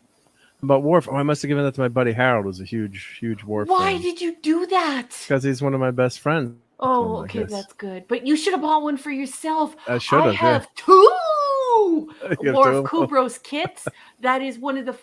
That's such a good one too. Puzzle, and I have one that's unopened and one of the puzzles that I put together, and I love that. Yeah, I must have given that to Harold because I'd still have that out. Yep. All right, so we're gonna drum roll. So I paid a grand total. Clobby, you should have stayed where you were. $7.85 for that. Oh my God! Isn't that ridiculous? Flash sale. Flash sale, $7. And I thought it was gonna be like, I thought it was Scuba Wins. So I thought it was gonna get like this little teeny figure, and the big box showed up. I'm like, wait a minute, this was $7. It was $8. What the heck? I'm actually double face palming. Scuba Pete. Scuba knows the He story. cheated. That's Scuba Pete. Well, it's the way you phrase the question too. Like, guess how? I mean, if you didn't, people thinking it's got to be something crazy. When I said 5, I almost meant it, and I said nah. But no. You go with your first instinct. you would have went won. With your first Nah, I never do. Why do you think I'm where I'm in life? Oh, honey, don't say that. I love you. Don't say that. You don't have to. No one does. It's not possible. I won't allow it. So there. Everyone. Oh, God. I have to have fun somehow. Hey, well, what else we got going on here for tonight here, Focals? I don't know, but poor Captain James T. Skywalker. He's like, you could just hear the tone of his voice. He's like, flash sale. Gotta check that out. It's like no one can believe you got all of this. Flash. Yeah, that was ridiculous. That was totally ridiculous. That's that's what happened to me on the Prisoner Blu-ray set. We got it for like $25 and did it like they had like a bunch of few. This is a couple years back during the anniversary, and I thought that's cheap for the whole Blu-ray set, isn't it? And Claude and I both just jumped on it, and then 5 minutes later it was gone. Oh, it was gone. And then now it's stupid prices. Well, yeah, I know, but you did the same thing with the 50, and guess who just walked through the door? The Thing. Hey, the Thing. 50 wouldn't last a little while, but yeah, it was almost similar. Look at that. The Thing, it is great to see you, my friend. That's clobbering time. It's Thing time to you, sir. We've lost Hungry Boy to cooking. He's checking in. He's like, water boiling, pasta measured, prepare your cheese for the sauce. Hey, The Thing, are you really our buddy L from Twitter? If you're not, that's okay. We're glad you're here, but we don't know because we know a great spiffing bloke. I think he may be from across the pond, I believe, who has an extraordinary collection of Thing action figures and figures of all types and statues and this, that, and the other thing. Pardon. And I'm just wondering if that's you or not. You don't have to tell me. You can tell me over there at Twitter if it's really you, but I'm just curious. He has a beautiful collection, EL or L. Yeah, and he's also a very, very kind person. And he always has all of these super positive posts on Twitter. L is an extraordinary creature of great refinement. He is the Thing. I mean, there is no greater fan. And I wish I could steal his thunder and be the greatest Thing fan of all time. But I can't. He's got us beat. Yeah, he's got us beat. When you have that much stuff. I mean, like when I would look at his stuff, I'm like, well, I've got pretty much almost everything he has in his room, but he's got like 30 of everything. And not a speck of dust on anything. Yeah, and the room is gorgeous. His room is immaculate. Yeah. My secret identity is much more grim. Oh, nice. I wonder what that means. So it may not be L. No, I don't think it's L. Wow. That's okay. We like the Thing. We like the Thing in all. We like all things. We like all things. Yeah. All things are acceptable here. And it's great to see you, Thing. Eric Carroll has a question. The Fine Irishman. He has a question for, obviously, this is for Mark. Mark, would you please check one of your archives for collectors? And would you please tell Eric Carroll what the value would be on a mint condition set of ST2 playing cards? I still have those somewhere, and they don't say Star Trek II The Wrath of Khan. They just say Star Trek The Wrath of Khan on them. But you can probably find them. Let me grab mine. Yeah, can you do that You for me, would do please? that, And can we wouldn't you? get a price on that for Eric Carroll? Thank you for asking, Eric. We love talking about stuff like this, so that's terrific. And Mark will get that If for you you know right where to away. look it up. Yeah, Of course, you exactly. can eBay it, but Yeah, cross-reference it. yeah. I'll go and have a look too as well, Erica. I'm right here. Yes, indeed, sir. My secret identity is much more grim. I love that. And Thing, you are amazing. That is it. Yeah. All things are not equal, as proven by that awful Things art. Yes. Oh, the Thing art we were looking at yesterday. Oh yeah, yeah. Oh, it was bad. Yeah, sorry about that. Yeah. Right. That was, I that was hope that bad stuff. that new series is better than that. I hope so. Yeah, the new Clobbering Time series. Yep. This But day reminds me of my dear Aunt Petunia. So my I wonder if I know you in real life. I bet I know you. But anyway, No, I was gonna say my tip for everyone. I love getting that question, like how much is stuff worth, and people, as I always say, well, go on eBay and check what things sold for, because I think a lot of times people think that their stuff is worth more than it is, and I'm guilty of that too. Where when you grade your own comic books, they're all tens, right? You never anything less than a 10 in your comic book collection. yeah. But yes, I'm looking it up now on eBay. I'm seeing it for $2, unfortunately, and I have a couple. I'm seeing it for $1.88, except for the fact that,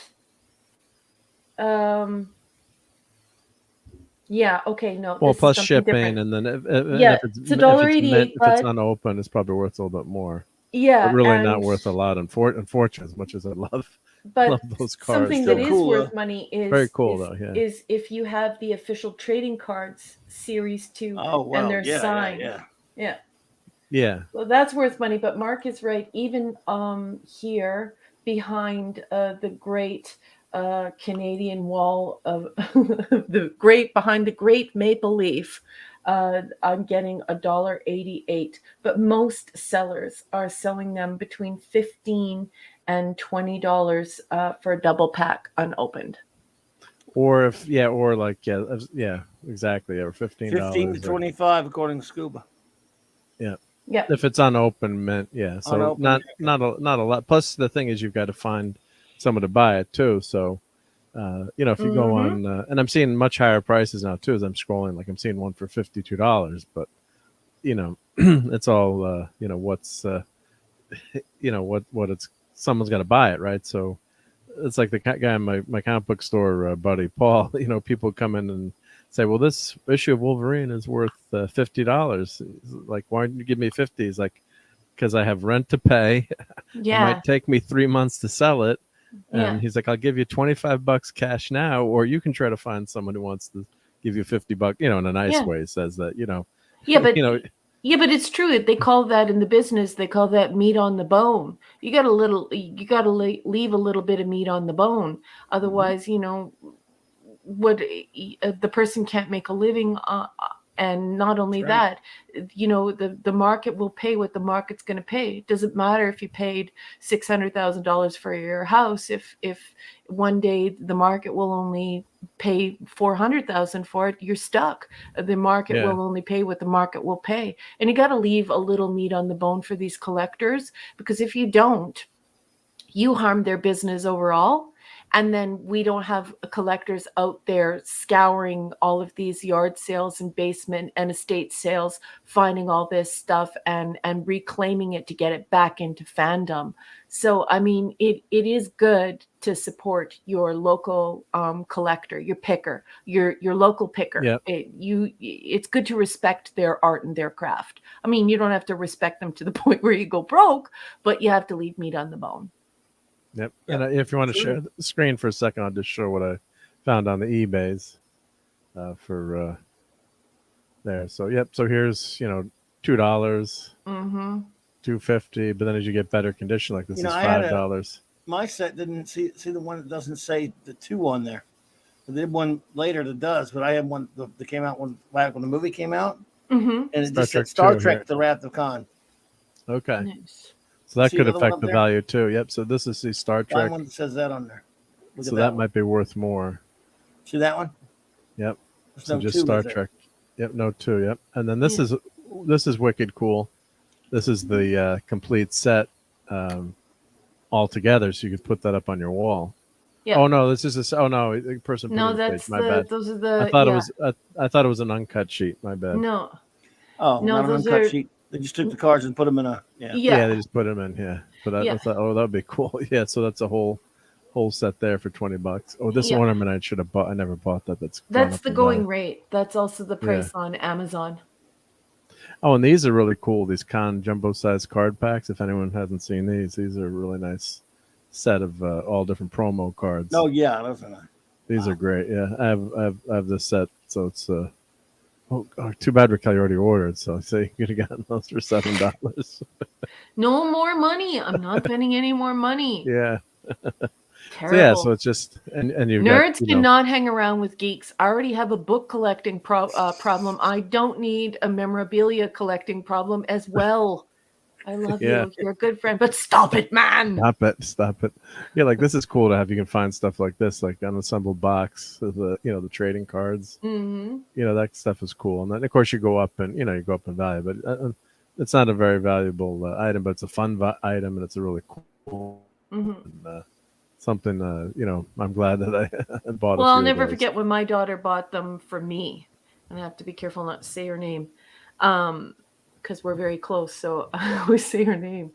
But when she bought me my Star Trek cards, a collector's pack from TOS, first thing she said to me was, "And you're playing with these. You're going to open them. And you're going to play with them. You got to play with them, yeah. And we're going to play rummy. And we're going to play gin with these. And we're going to play crib with these." And I was like, okay. But I got in trouble. Open them. Play with them.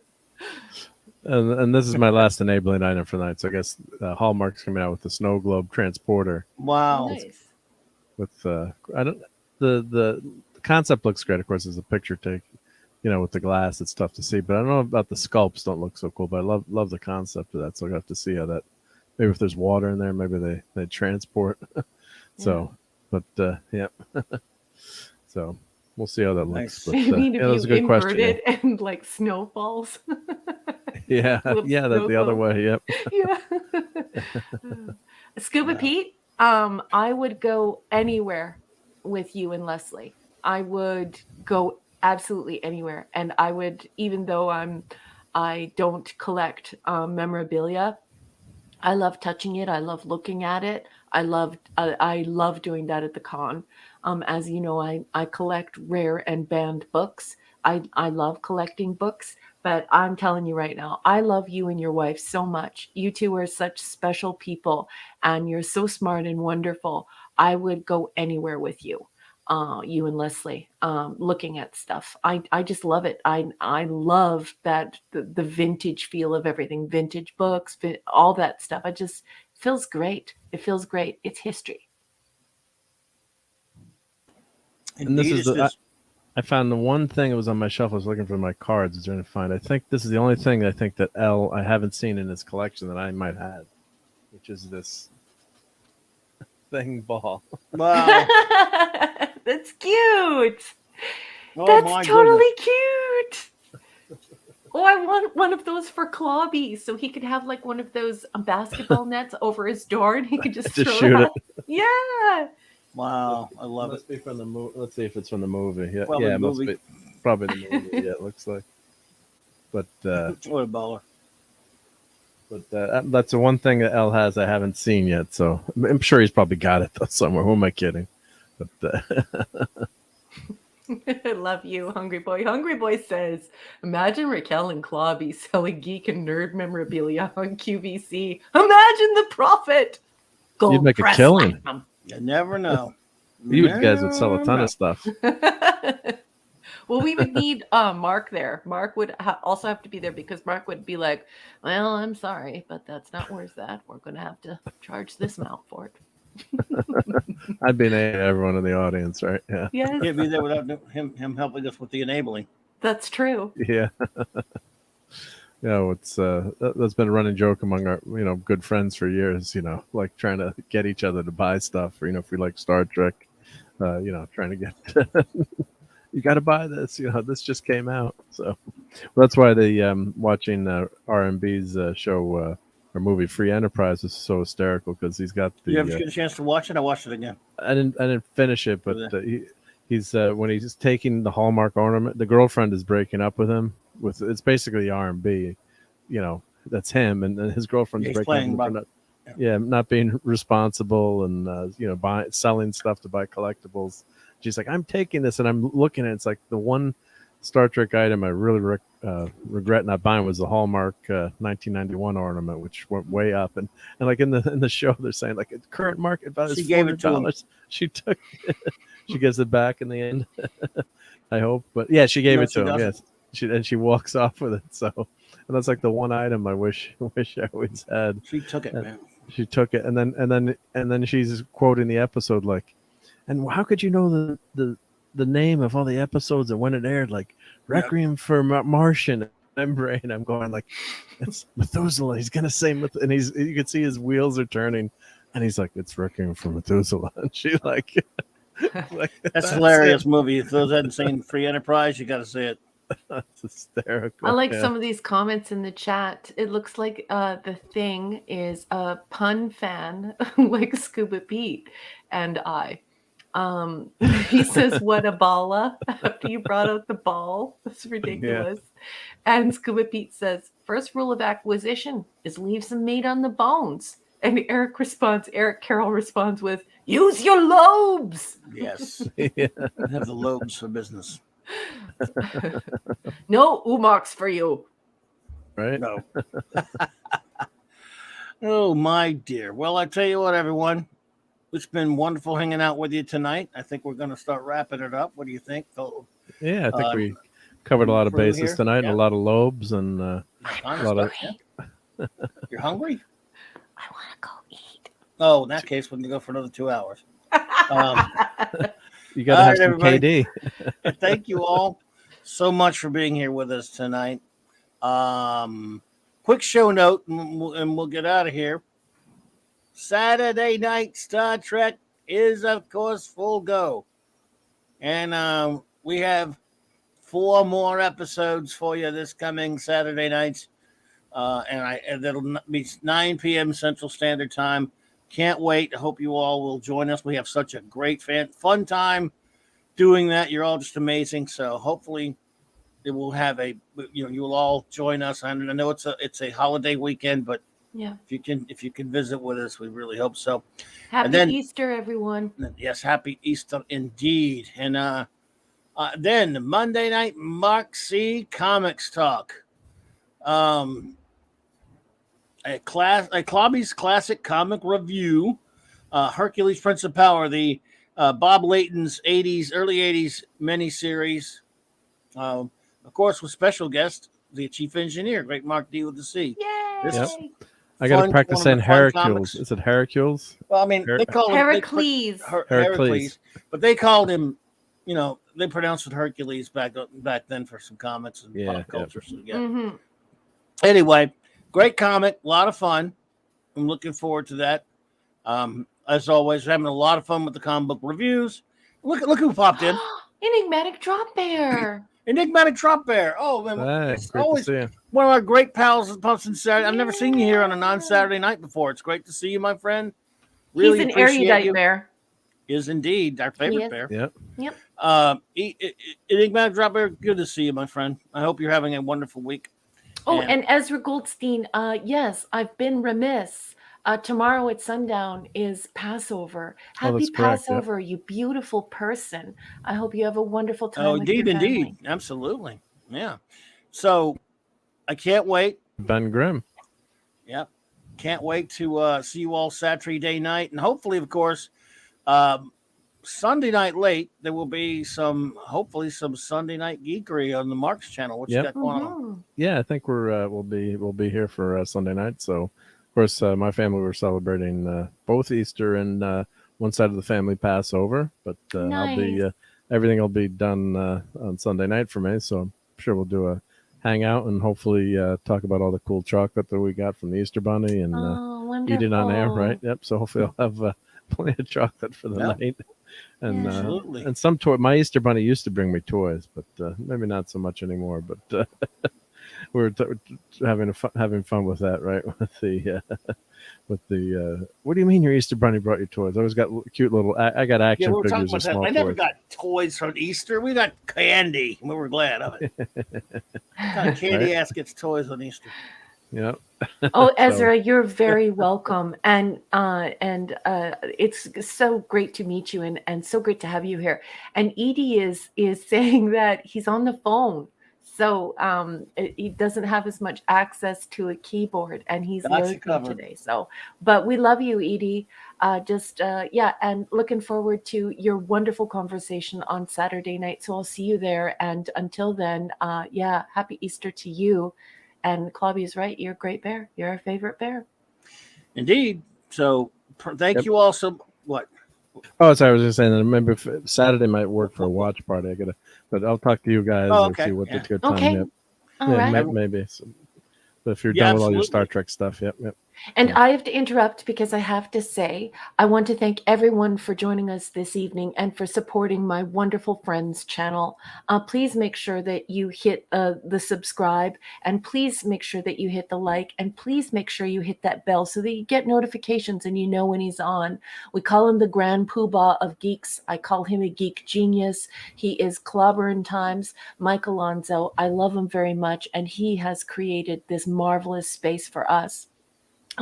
Thank you for supporting us. Thank you for your wonderful conversation tonight. I want to thank all of the wrenches for your hard work, for protecting us, and making sure that our chat stays a safe place where we can have a really great conversation free from bots and trolls and unsavories.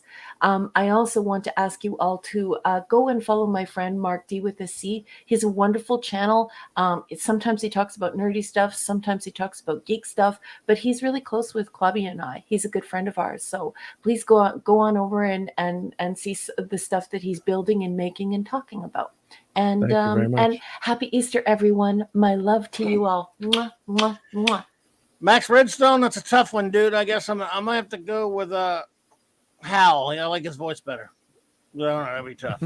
He's got a lot of years. So he got many years later, higher, more advanced. But that's a tough one there. Thank you all. The great Eric K, the Bronze Wrencher, the great Chris Persia, Max Redstone. Thank you, buddy, so much for being here tonight. The great Hungry Boy, Steve Mitchum was here earlier. Enigmatic Drop Bear, great to see you, buddy. Happy Easter to you. Oliver Belamonte, thank you. The great Scuba Pete, thank you, buddy, and Leslie. Cal L, thank you, bud. Great to see you there, buddy. Appreciate you. Dave, Ezra Goldstein, Eric, Carol. Let's see, Papa Delta Yankee. I can't remember everyone, of course, because we've been here a while, folks. But Phantom Outsider, I think, was here earlier. The Thing, thank you for being here. D. Bud Martin was here earlier, I believe. BC just walked through the door. Pleasant Valley Picker. BC! Pleasant Valley. Thank you for popping in there. We're just as we're running out. That's okay. Just good to see you. Who else was here tonight? I can't remember everybody that was here because so many, but J-Man popped in second. J-Man was here for me. I hope you feel better, J-Man. And I hope J-Man is feeling better. And I think Chris Persia was the one who was saying, drink lots of water. That's a very painful and awful thing. Drink lots of water. And we're thinking of you, J-Man, and also Mrs. J-Man, just extending our love and support to the whole J-Man family. Absolutely. And Dad Man Walking, I think, popped in earlier. Yeah.